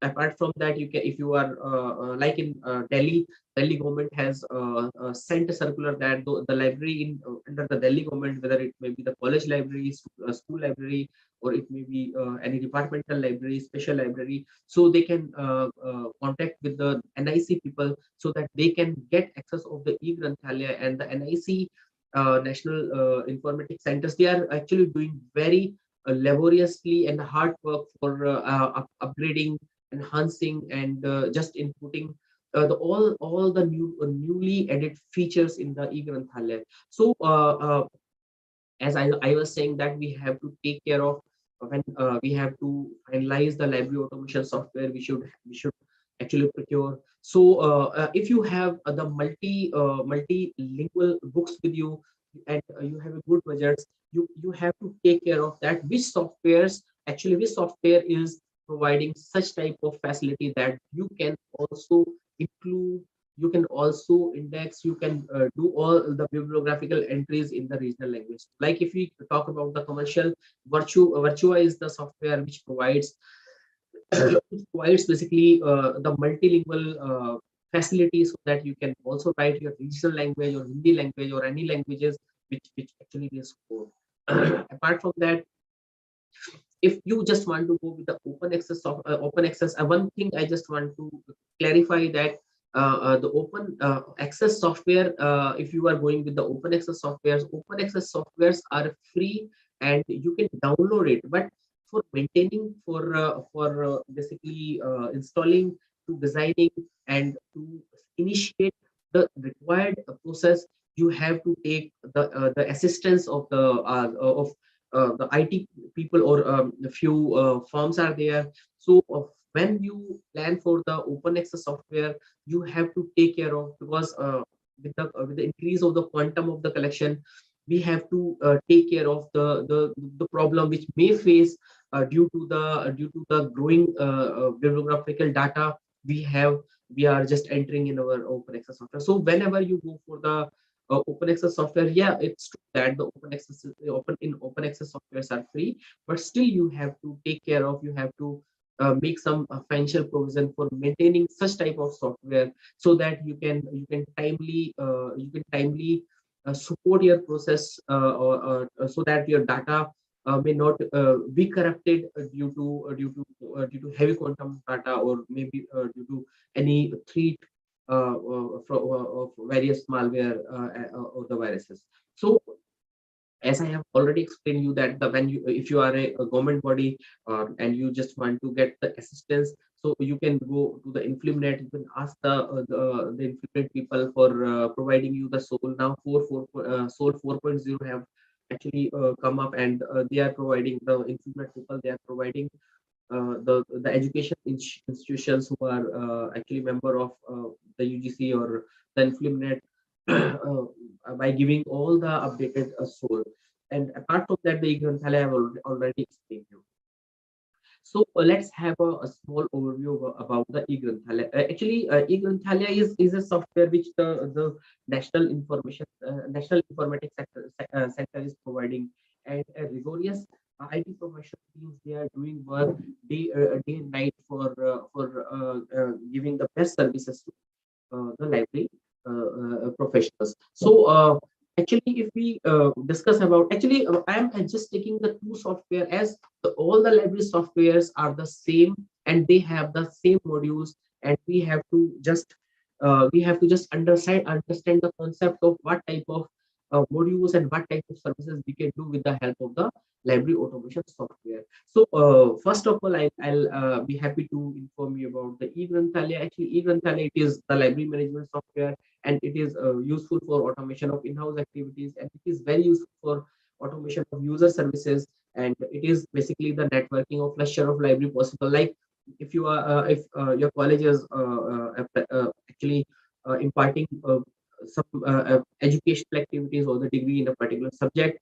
so you can also make some the cluster of the library, so that in your region, so that you can provide the good and the best information about the books and the physical books available within your library. So apart from that, A to Z functions of the library can be automated with the help of the Granthalaya, and it is also working in the local network, LAN network. You can use the WAN-based data entry solution through this software. So like all other housekeeping software, this e-Granthalaya has a number of modules. Like it has the admin modules, and with the help of the admin module, this is for the students. I just want to inform you, as you go to the library and you just issue the books, from the counter or from the self-check process. So in this case, before that, library professionals have to maintain the admin records and all such things, which is a very rigorous process. The admin, they just create the usernames and the students logins and all such things. If you're in your college, you have more than 5,000 students, 10,000 students. So the librarians or the information professionals, they have to create all the records of the students and the faculty members in your college. And apart from that, all the collections have to make entered in the bibliographical detail with a number of keywords, which actually the keywords given by the librarian on the basis of their experience. So all such data, all such informations have to be incorporated in the for automation of the library activities with the help of the admin modules. So apart from that, as and when the books or any document is received, acquisition modules actually are used for procuring such things. The e-Granthalaya also has the same modules. After procuring of the books, catalogings are done with the help of the cataloging online modules. And when all the admin acquisition and the cataloging process have been completed, so in this case, after that, the books and are ready. The documents are ready to circulate among the students who have also been actually enrolled before who are associated with the college. So apart from that, serial modules are also there in e-Granthalaya, and e-Granthalaya basically also a good software for maintaining micro document managers. If you have a small like if in your college you just want to maintain the syllabus or some notes of the faculty members, you can also create one separate module with the help of the admin, one separate document category. And with the help of that, like if the faculty note or the teacher notes you just want to circulate, you want to maintain, you want to preserve. So in this case, e-Granthalaya provides the micro document manager function, and you can as you have to as I have already explained you about the good hardware you should have. So if you have a good server and you have a good space, you can put such document in your server, and you can link that particular document with your online public access catalog. Even the dissertation reports and the PhD thesis or any other reports or anything, if students they are submitting, or the faculty members they have submitted to your library, so all such type of content can be, all such type of document can be included, can be stored, and can be retrieved with the help of open access catalog, or with the help of OPAC, so that the student can use such type of information very frequently with the help of the automated process. So apart from that, the e-Granthalaya, like another software, we can prepare the budgeting provisions, and here the all the requirement for the books, for the journals, for the binding. So all such processes you can put the stipulated amount of budget, so that you can have a sharp look at how much budget you have spent for your library till date. And it is also very useful for the management reporting. And you have to actually, if you are not doing the automated work or work in automated environment, in this case it will be very problematic to provide the management reporting of the budgeting or the any other information. So like other softwares, e-Granthalaya also have good search window, and you can search the information, you can search the bibliographical, even the digital documents you have which you have entered from the micro document managers, you can use it. Apart from that, web OPAC is also available with e-Granthalaya, and you can do the internet based search. You can even e-Granthalaya, basically it is also available in various modules. So web OPAC module is also available, so that you can for web OPAC you can upload, you can maintain your OPAC on the website, and with the help of that, your student or your faculty member, even when they are not in college, they can access what type of materials are available with us, and even with the help of the username password, which we have to create in the eGranthale. On the basis of that username password, they can also download the micro documents you have uploaded. You are linked with your housekeeping software. So if you just want to have the eGranthale software, basically this is a zero cost software, and if you are government library or public library, you can ask to the NIC people, and you can get the access, or you can you get the complete support mechanism from them. And actually nowadays, as they are providing the cloud based services, so you need not to purchase the costly servers nowadays, and they just install the software on NIC cloud. And you if you have if you just not you don't have the good server with you, so it will sorry, I'm not a little bit well, so I'm just taking some courses. So the NIC people, they just upload all the software is installed on the NIC cloud, and they also provide the training, support, upgradation, free government libraries, public libraries, and they actually host the databases, or they also create the website free for the government libraries. Actually, I am just explaining you about such facilities of one software, we know it as eGranthale, but when we plan for the automation of a library, and we just plan for procuring the library management software, so we have to take care of that, whether we need to procure certain hardware and softwares.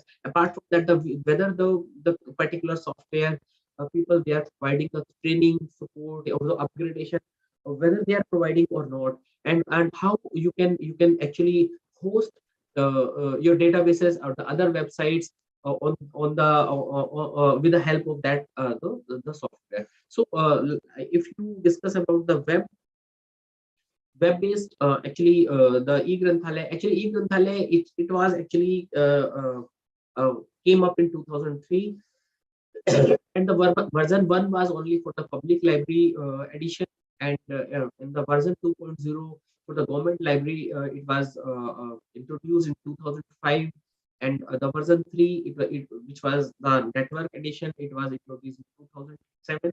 So from version 3 onward, the local LAN-based database connectivity facility was started, and the remote access and the WAN-based database connectivity was started from the version 3. Now, from 2015 onward, NIC people, they have come up with the version 4.0, which we call as the enterprises edition, which is the web based.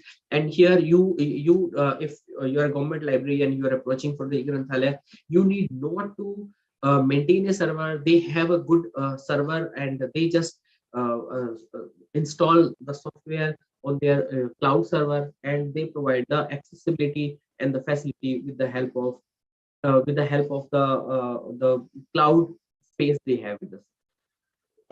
Okay, I have already explained the modules of eGranthale. As the eGranthale, it has the data entry modules. You can enter the data of the books you have procured for library.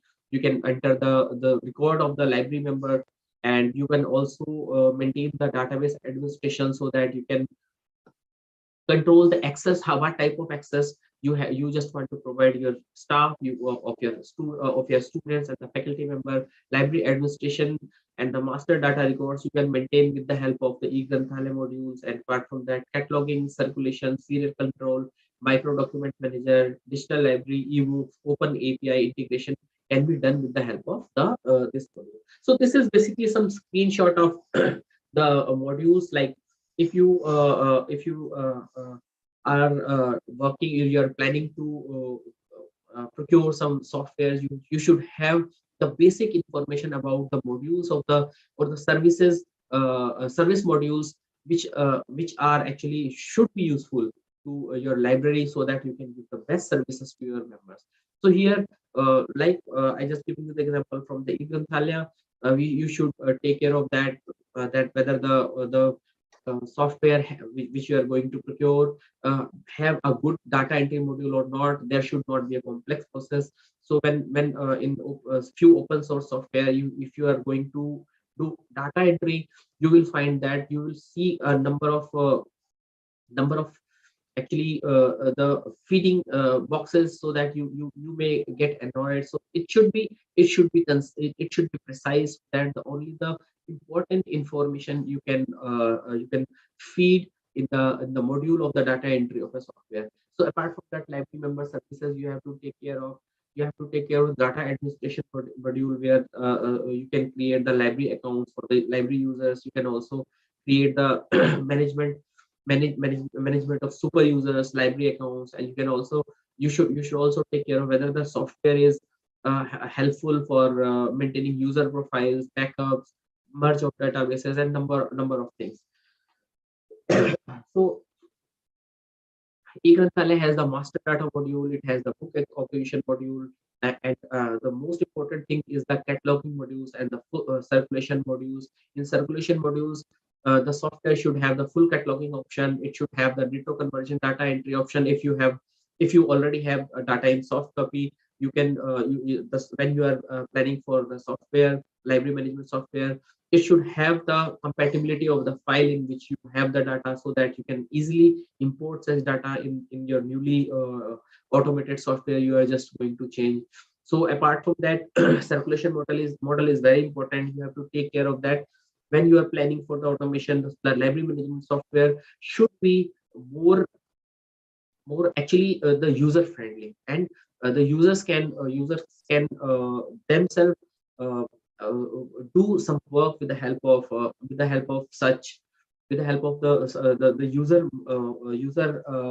username, password, or the modules you have given to them, so that they can see by themselves whether how many books they have issued and what type of books it's available in the library. And if some book is not available in the library, they should be able to do some reservation of the book, so that when the book just returned back, so it should be actually blocked for the member who has actually reserved the book.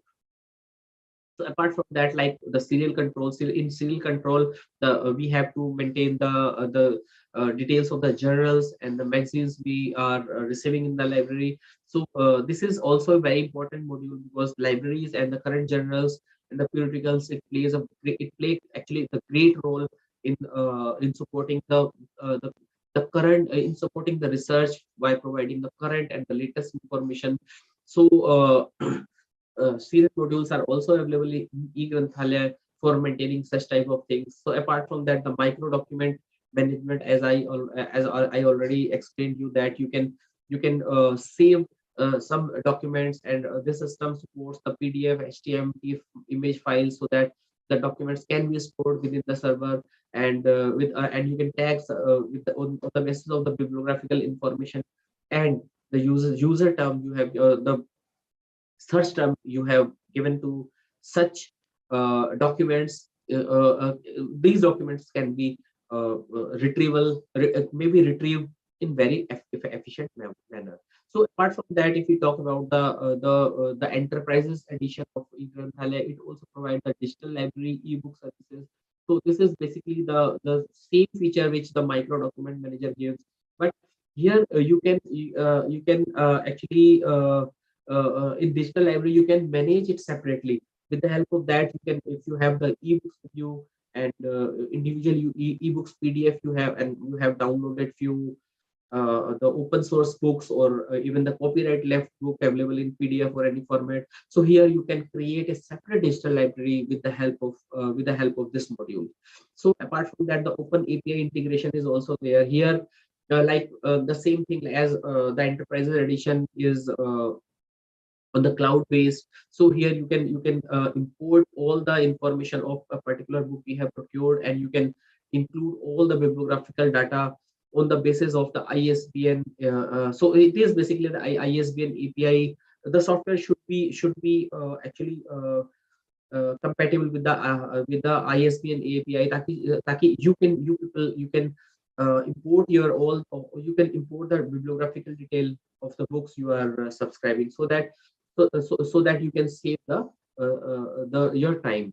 So apart from that, I just want to show you that we just discussed about the eGranthalaya software. So in this chart, you will see that the eGranthalaya they have around more than 2,000 libraries they are serving, and total they have more than 5 lakh members. Total they have more than 79 lakh cataloging records, and they have total holdings of more than 1 crore. So that and they have also shown in this grant, they have also informed about the type of libraries they are serving. So basically, I'm just giving you this overview to you that in a very great reason that you should, when you are planning for the automation, you have to take care of all the points, that what type of software is very useful for you, which is it should be very user friendly for you, for your users, so that they can have the information you have in your library in a very best and effective manner. So if this was the open this was the software maintained by the government organizations. So this is the LIPSIS. Now we'll discuss for a few minutes. So LIPSIS is basically the commercial software, and it also has the same modules with it. It also has it provides the acquisition modules. It has the cataloging modules. It also has the serial modules. But the special thing is the article indexing. It is actually providing. So the same thing you can also do in the eGranthalaya, but for the eGranthalaya, you have to ask for the customization of the article module, so that you can provide the relevant or relevant and the searchable format of the articles published in the print journal, so that the bibliographical details of the journals you can enter in the module in the housekeeping software, and on the basis of that bibliographical detail of the articles, the student can search and they can reach to a particular article published in the journals and the magazines, which are actually the need of the hour. So apart from that, LIPSIS also provide the ebooks module. It also provides the online public access catalog, and like the other library management software, it provides the administration module. So this is first the acquisition module, and here you will see that the acquisition module is actually provide or allow to enter the title of the books. It also provide the approval process, placing order, receiving order, lost recovery. Apart from that, invoice can be generated, and the budgets and queries can be formulated, record keepings, and the report system can be managed. Apart from that, system setup is also there for the acquisition. You can do it very efficiently with the help of the acquisition. Whether all such facilities are also available in eGranthalaya, or even if we talk about the free software, the Koha, all such modules are same, but you have to take care of that, what type of software you can manage in your library. So it also has a circulation section, and when here the library maintains the member records, collection updates, checkouts, check-ins, renewals, late fine conditions, and the member categories, and the reporting systems and the system setups. All such activities related to circulations can be done with this module. So apart from that, the serial modules is also there, and with the help of the serial modules, we can manage the subscription, issue management, article indexing, record keeping, inquiries, and as I was saying about the article indexing, this is the very most important module. And even in a college, you can do the article indexing, and whether if you are using some open source software Koha, and you are getting the support system from any information, any ICT based company, so you can create such module. You can include this module in your library hosting software, and this software, this module is very important, because like most of the libraries, we receive n number of and a huge number of the journals, which contains a number of articles. So if for example, if we are receiving around 150 journals, and each journal contains around 5 to 10 articles, so in a single month, if you will observe that more than 200 or more than 2000 or the 5000 articles are actually coming. So in this case, the students cannot reach to each and every articles published in the 150 or n number of journals you are receiving. So here the article indexing or the bibliography is very important, so that student can search on the basis of the key terms and the key terms and the title of the journal, so that they can reach up to the right article they need, as the articles provides the latest and the current information related to particular subject field. So apart from that, ebook module is also available. So if you have purchased ebooks package from the publishers, you can embed all such type of bibliographical data, or you can if you have the mark records, you can import such type of mark records in this module, and with the help of that you can provide access to your users in a combined way, in a hybrid collection with the print book with the ebooks, or you can also provide a separate module to access your students, so that they can search what type of ebook we have in our library, and on the basis of that they will reach to that particular book, and the particular book, if they are in the IP ranges, or they have some, if you have managed some remote access mechanism, IP based remote access mechanism, so they can click on the full text icon, and they can grab the complete full textbook with the help of this OPEC. So this is the great module you have to take care of when you planning for the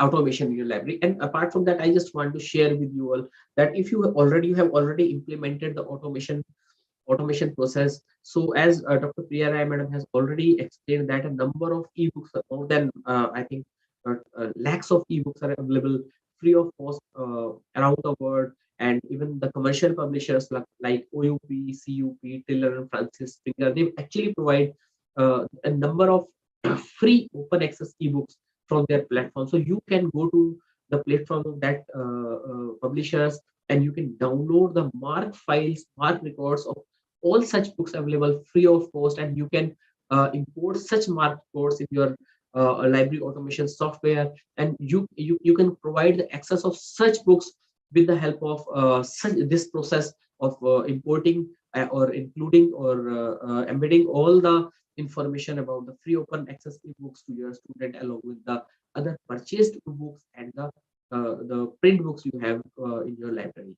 So apart from that, OPEC is the very common module which automation software should have.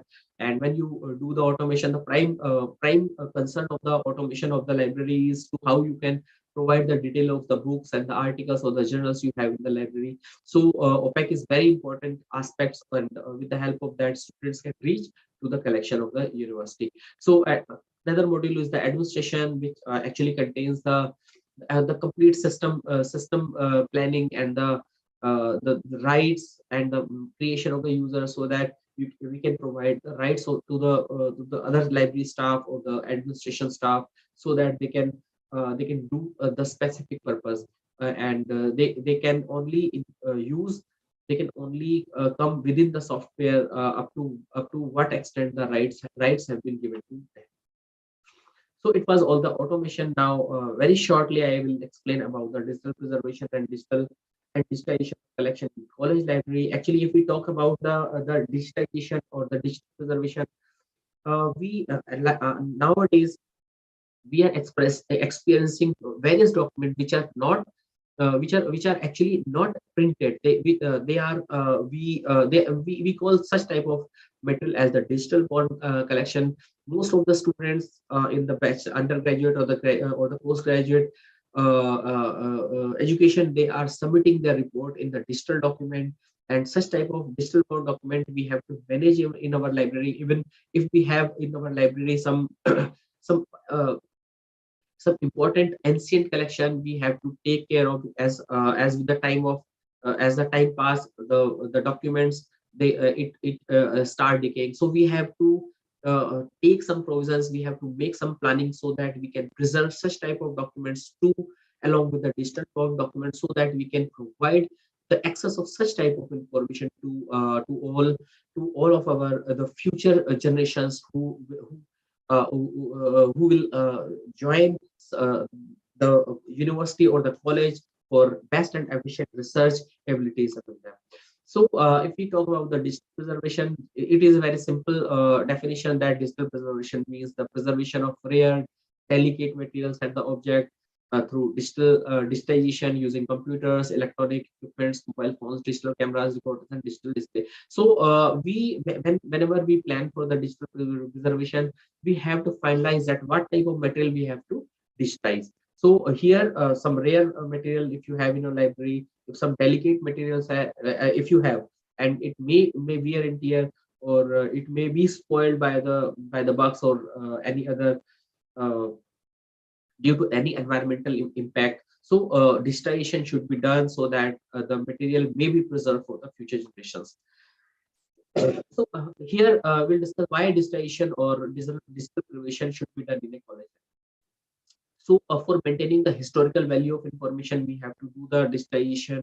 For reducing the effect of deteriorating factors, we have to do the digitization of the collections. And for saving the space and time in all respects, the digitization is very important. And digitization is also important for making information survive lifetime, because the digital information has a long n number of or n count of life as compared to the books in the print format, and it is also very helpful for providing all the information worldwide, while we can provide the accessibility. And for the purpose of the backup of such information, digitization is very important.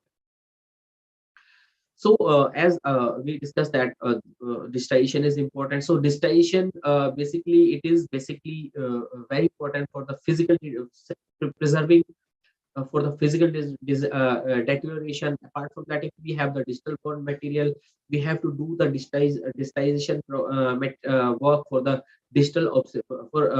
saving the digital obsolescence, so that the material which have been submitted in the digital form condition, it should not be deteriorated. So when we plan for the digital preservation or the digitization, we have to take care of certain things. We have to create one proposal, and on the basis of this proposal, we have to formulate some guidelines which should be approved from the committee, or it may be you can involve the professors and some outside information professionals, so that you can create the sound guidelines, so that you can make some of the budgetary provisions for digitizing or for preserving the digital content for the future generations, or for the best and the effective and efficient services to your users. So apart from that, the selection of the collection is very important. If it's a print format, and if it is in the digital form condition, we should have the consent from the institutional owners, maybe the students or the faculty members, so that you can place their digital form content in your library softwares for providing access. So apart from that, the hardwares are very important. Like, you should have a good scanner, you should have good hard drives and the other secondary drives, so that you can save your material, you can save the digital contents in the content you have just scanned. Apart from that, you should have a good software OCRs. Now few scanners are coming with the OCR, so when you plan for that, you should come a scanner which actually provides good OCR software, so that you need not to purchase the OCR softwares in a separate way. Apart from that, for managing, you can also actually enter also that material in your library management softwares, which you have already implemented for the automation of your library.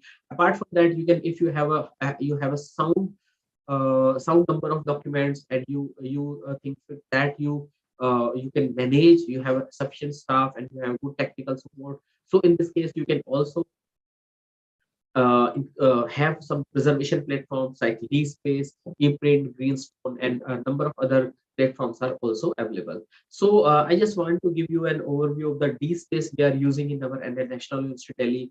We have created one repository with the name of the Vidhi Gyan Sangrah at NLU Delhi, and this repository is open access. You can visit to the National University Delhi library page, and you can visit to the Vidhi Gyan Sangrah, and with the help of that, you can access all the intellectual assets we have with us in NLU Delhi for the use for wider use around the world. So we have indexed the number of documents like annual reports. We have indexed.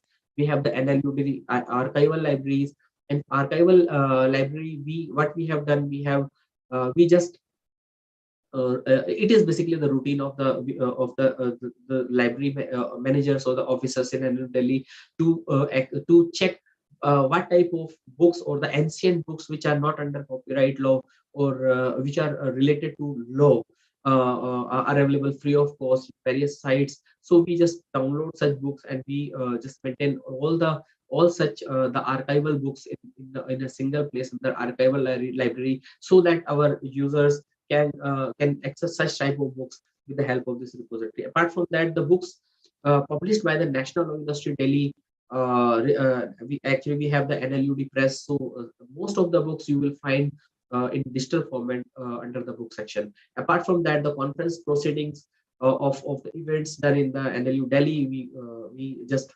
maintain such type of materials for the future use. Apart from that, study materials, course materials, we just do preserve under this material. Apart from that, dissertation and thesis submitted by the LLM and the PhD students you can access from the Vidhigyan Sangrah. Vidhigyan Sangrah, D space we maintain at NLU Delhi. Apart from that, journals, and we are just starting with collection lectures and educational videos by the legal luminaries or the professors or the industrialists delivered at NLU Delhi, so that the lectures can also be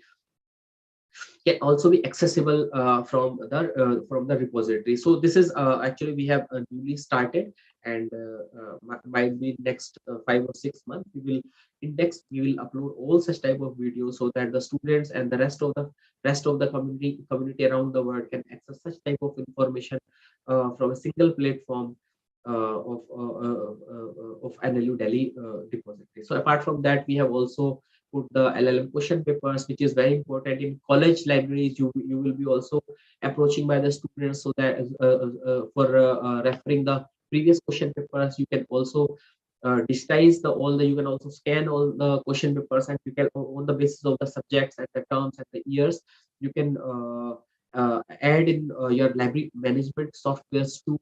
And on the basis of the keywords and the specific document category, you can also provide your student such type of question paper, so that they need not to come to you, and they can directly go to the OPEC and they can download all such materials. So we have also done it in our Vidhigyan Sangrah. Apart from that, newsletter and the prospectus and National University Delhi handbooks, and we have NLU Delhi have a number of research centers. So all the research documents written or published by such centers to provide to our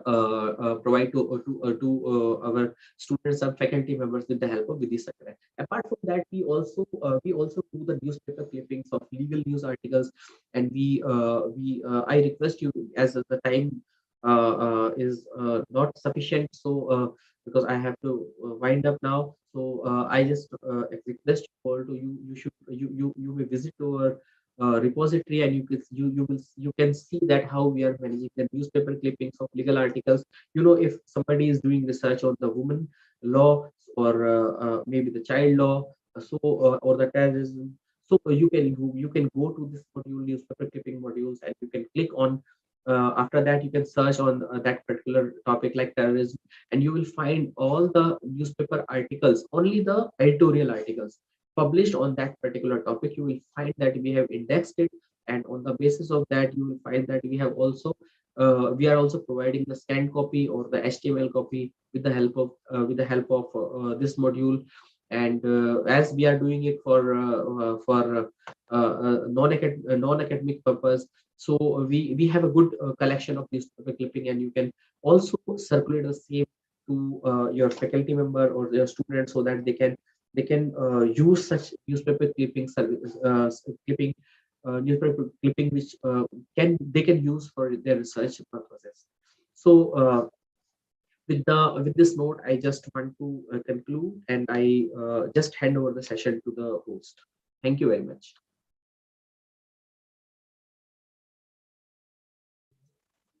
Thank you very much, sir. I request all the participants that the topic is open for discussion.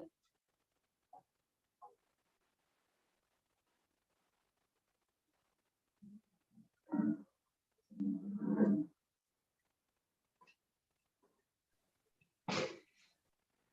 afternoon, sir. Yeah, good afternoon.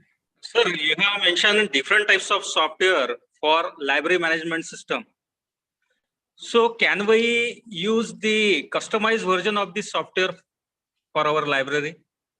Yes, you can do. Actually, I have experienced that a number of universities, they just use the please mute yourself, sir. They just use a single ERP solution for all the academic institutions services. Like in some university, they just procure a single package, and with the help of that, they can do all the administrative work. They can do all the accounts related work, and they also have the same ERP solution. It provides one module for the library. But still, if you do for the same things, or you just want to do the customization, so basically such type of softwares are good.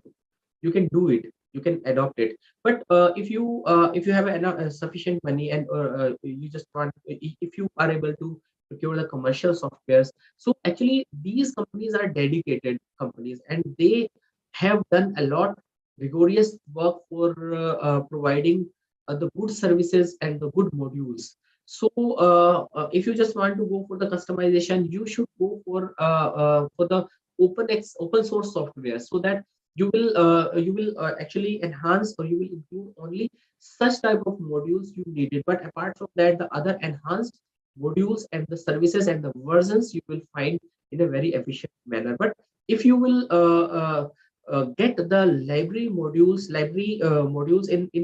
in a single ERP package associated with your university's functionalities, so it will work for you, but you will not be able to give the best or the good services to your users, because they are not the library IT professionals or the experts who are actually doing the customization of that software for only for library. They are doing for a complete package. Yeah, please. Okay, thank you, sir. Thank you, sir. We are very much grateful to you, sir, that the efforts that you have taken to share your knowledge and experiences with us. Thank you, sir. Thank you once again. Thank Friends, you. Friends, moving to the last session. First of all, a very good afternoon to all my friends, all the delegates, all the eminent speakers in the area of innovative practices in library automation and digitalization. Hope you all have acquired a valuable knowledge regarding the topic that has been discussed, as we have been deliberately listening to the eminent speaker right from the morning. Coming to the last, may I first request respected Dr. R.M. Tated, sir, principal and the organizer of this seminar, to please join us for the valedictory ceremony. I request Professor S.V. Wankhede, the convener of this seminar, to please join us on the dais. Thank you, sir. I request Dr. M.R. Kakkure, IQAC coordinator, to have his seat on the dais. Thank you, sir. Last but not least, I request Professor Milin Pandey to share the dais with us. Thank you. Thank you, all of you. I guarantee that this national level e-seminar was a very productive and worth your precious time with us. Linton once said, in the non-stop tsunami of global information, libraries and librarians provided us with floaties and teach us how to swim. With this quote, I now request Dr. M.R. Kakkure, the reporter of this seminar, to please sum up this event.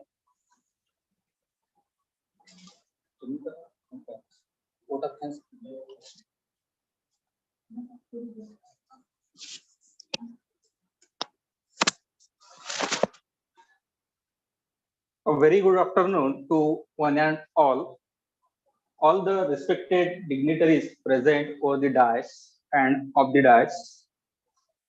On behalf of Sri Datta Prasadik Shikshan Prasarak Mandal, Arni, I feel honored and privileged to get an opportunity as a rapporteur for this national e-seminar on innovative practices in library automations and digitalization, organized by Library Knowledge Resource Center in collaboration with IQAC of LR Bharti Arts Commerce and SSR Bharti Science College, Arni, Dist, Yavatmal.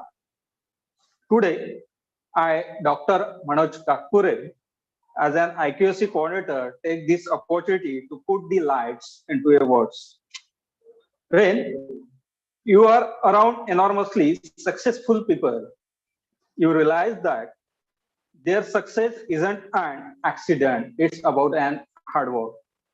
So the inaugurator of this today's e-seminar, Honorable Dr. Mohan Kherde sir, Director of KRC, Santa Galge Baba Amravati University, Amravati, and President of Indian Library Association. From his speech, sir introducing an innovative practices in library automation and digitization.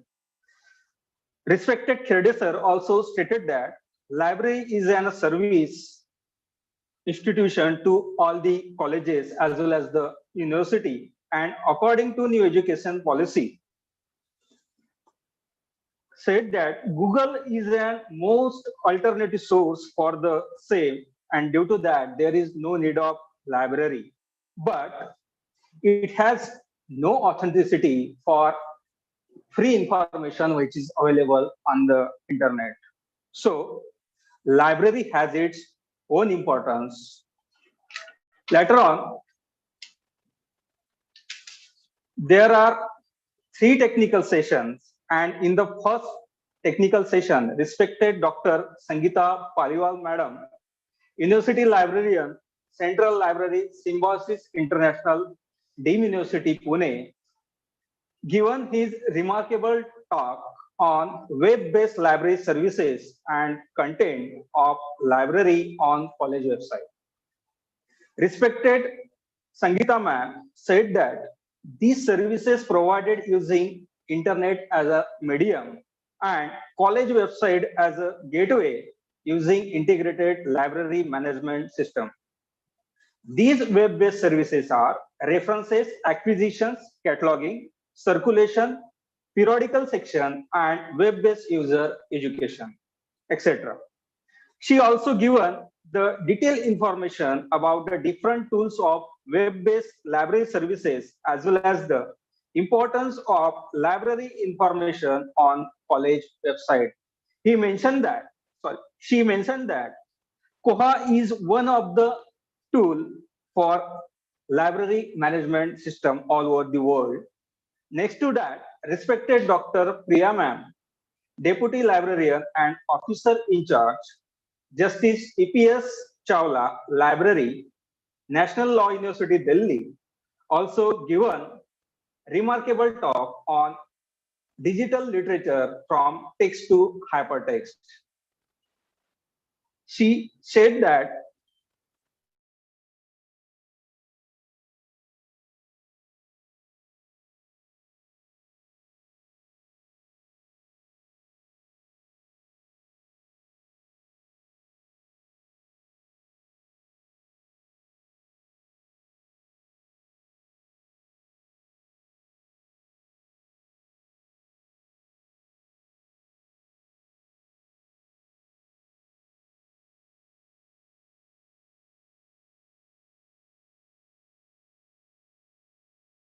digital open access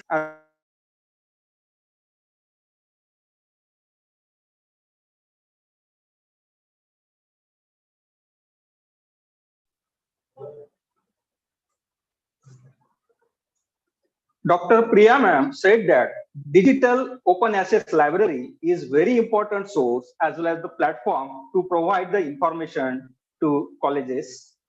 Every open access platform used by any educational institution has its own authenticity. She also given the information about the history of e-literature from the year 1877 to 2007, that is spoken word recordings to up to digital books respectively. In the last technical session, Dr. Akash Singh sir, Assistant Librarian, National Law University, Delhi, also given his remarkable talk on exigency of automation and digitization in college libraries, prerequisites and implications measure. Respected Akash sir also said that library management system is useful for the automation in house activities and for users, services, networking of clusters of libraries possible A to Z functions of smart library. He also provides an information of different modules used for digital library. He also explained web-based version, that is Enterprise Edition 4.0, which is developed in 2015. So from this, all these technical sessions are fruitful for all the participants and get more knowledge from that.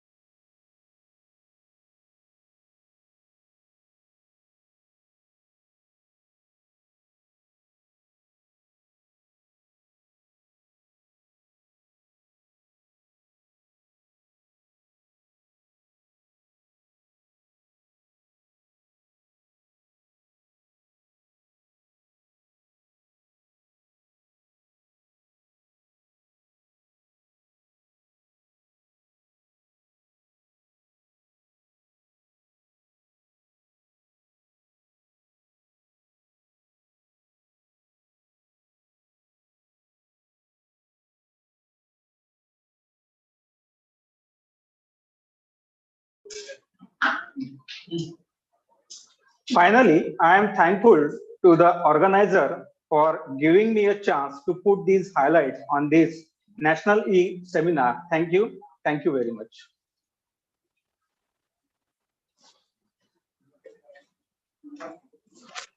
Thank you, sir, for your words. Dear all, it's time to draw a curtain to our program as we have come closer to it. There is no such real ending. It's just the place where you stop. To stop this story. Same way with us. To stop our story, may I now invite Professor Amit Bagde to propose the vote of thanks. Hope you all have acquired a valuable insight regarding the various topics discovered.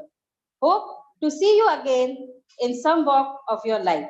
I, Dr. Rupali Tekade, takes a leave from you. Thank you. Thank you once again.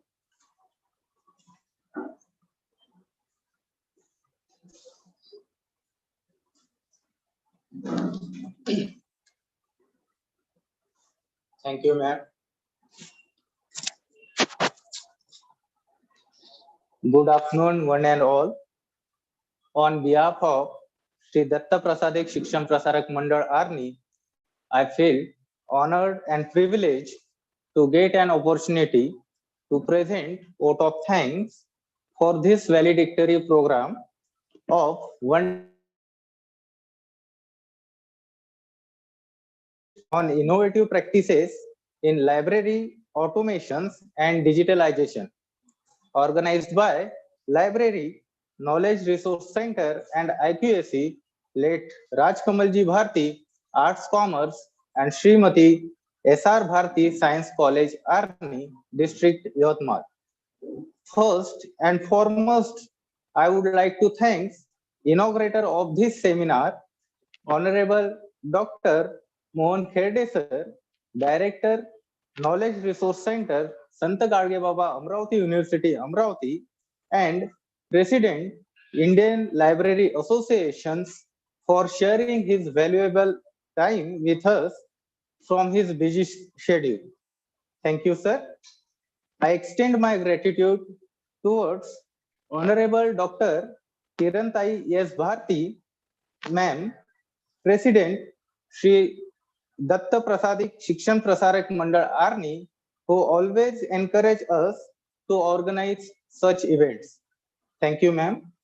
It's my immense pleasure to thank Honorable Advocate Siddhartha Bharti sir, Secretary Shri Datta Prasadik Shikshan Prasarak Mandal Arni, who always provides us constant guidance and support for organizing such type of events. Sir, without your support, it was next to impossible to organize such program. Thank you, sir. I would like to thank Honorable Priyadarshan R. Bharti sir, Treasurer Sri Datta Prasadik Shikshan Prasarak Mandal Arni, for blessing these events with his presence. Thank you, sir. I extend my gratitude towards resource person of first technical session, respected Dr. Sangeeta Paliwal Madam, University Librarian, Central Library, Symbiosis International Deemed University, Pune, for sharing her valuable knowledge and time with us. Thank you, ma'am. I would like to thank respected Dr. Priya Rai ma'am, Deputy Librarian and Officer in Charge, Justice TPS Chawla University, National Law University, Delhi, who accepted our invitations on such short notice and delivered very informative talk. Thank you, ma'am. My heartfelt thanks to Dr. Akash Singh sir, Assistant Librarian, National Law University, Delhi, who gave an informative talk on exigency of automations and digitalizations in college library. Thank you, sir. I would like to thank Principal of our college, Dr. R.M. Tatet sir, for his enthusiastic supports and guidance for organizing such an event. Thank you, sir, for your assisting and encouraging all of us. Later on, I owe my sincere thanks to convener Dr. S.V. Wankhede sir for taking responsibility of arranging national level e-seminar, because of which we could explore new ideas of library automations and digitalizations for the development of smart library in all colleges as well as university all over the world. Thank you, sir. I would like to thank rapporteur of this one-day national level e-seminar, Dr. M.R. Kakure sir, for summarizing this event wonderfully. I am very thankful to Professor M.M. Pandey sir, who graced the occasions with their presence. Thank you, sir. I am also grateful to Dr. Rupali Tekade ma'am, who anchored this program wonderfully with her melodious voice. I am also grateful to organizing committee, technical committee, as well as teaching and non-teaching staff of the college for their constant support for making this event successfully. I also thank participants of this seminar throughout the country. And with the permission of chairperson, I declare that this session is over. Thank you. What about this comment with the voice? There is one notice. Feedback link will be provided into the group of this program, WhatsApp group. Please check. And link is already in the chat box of the Zoom meeting. Please check. Thank you.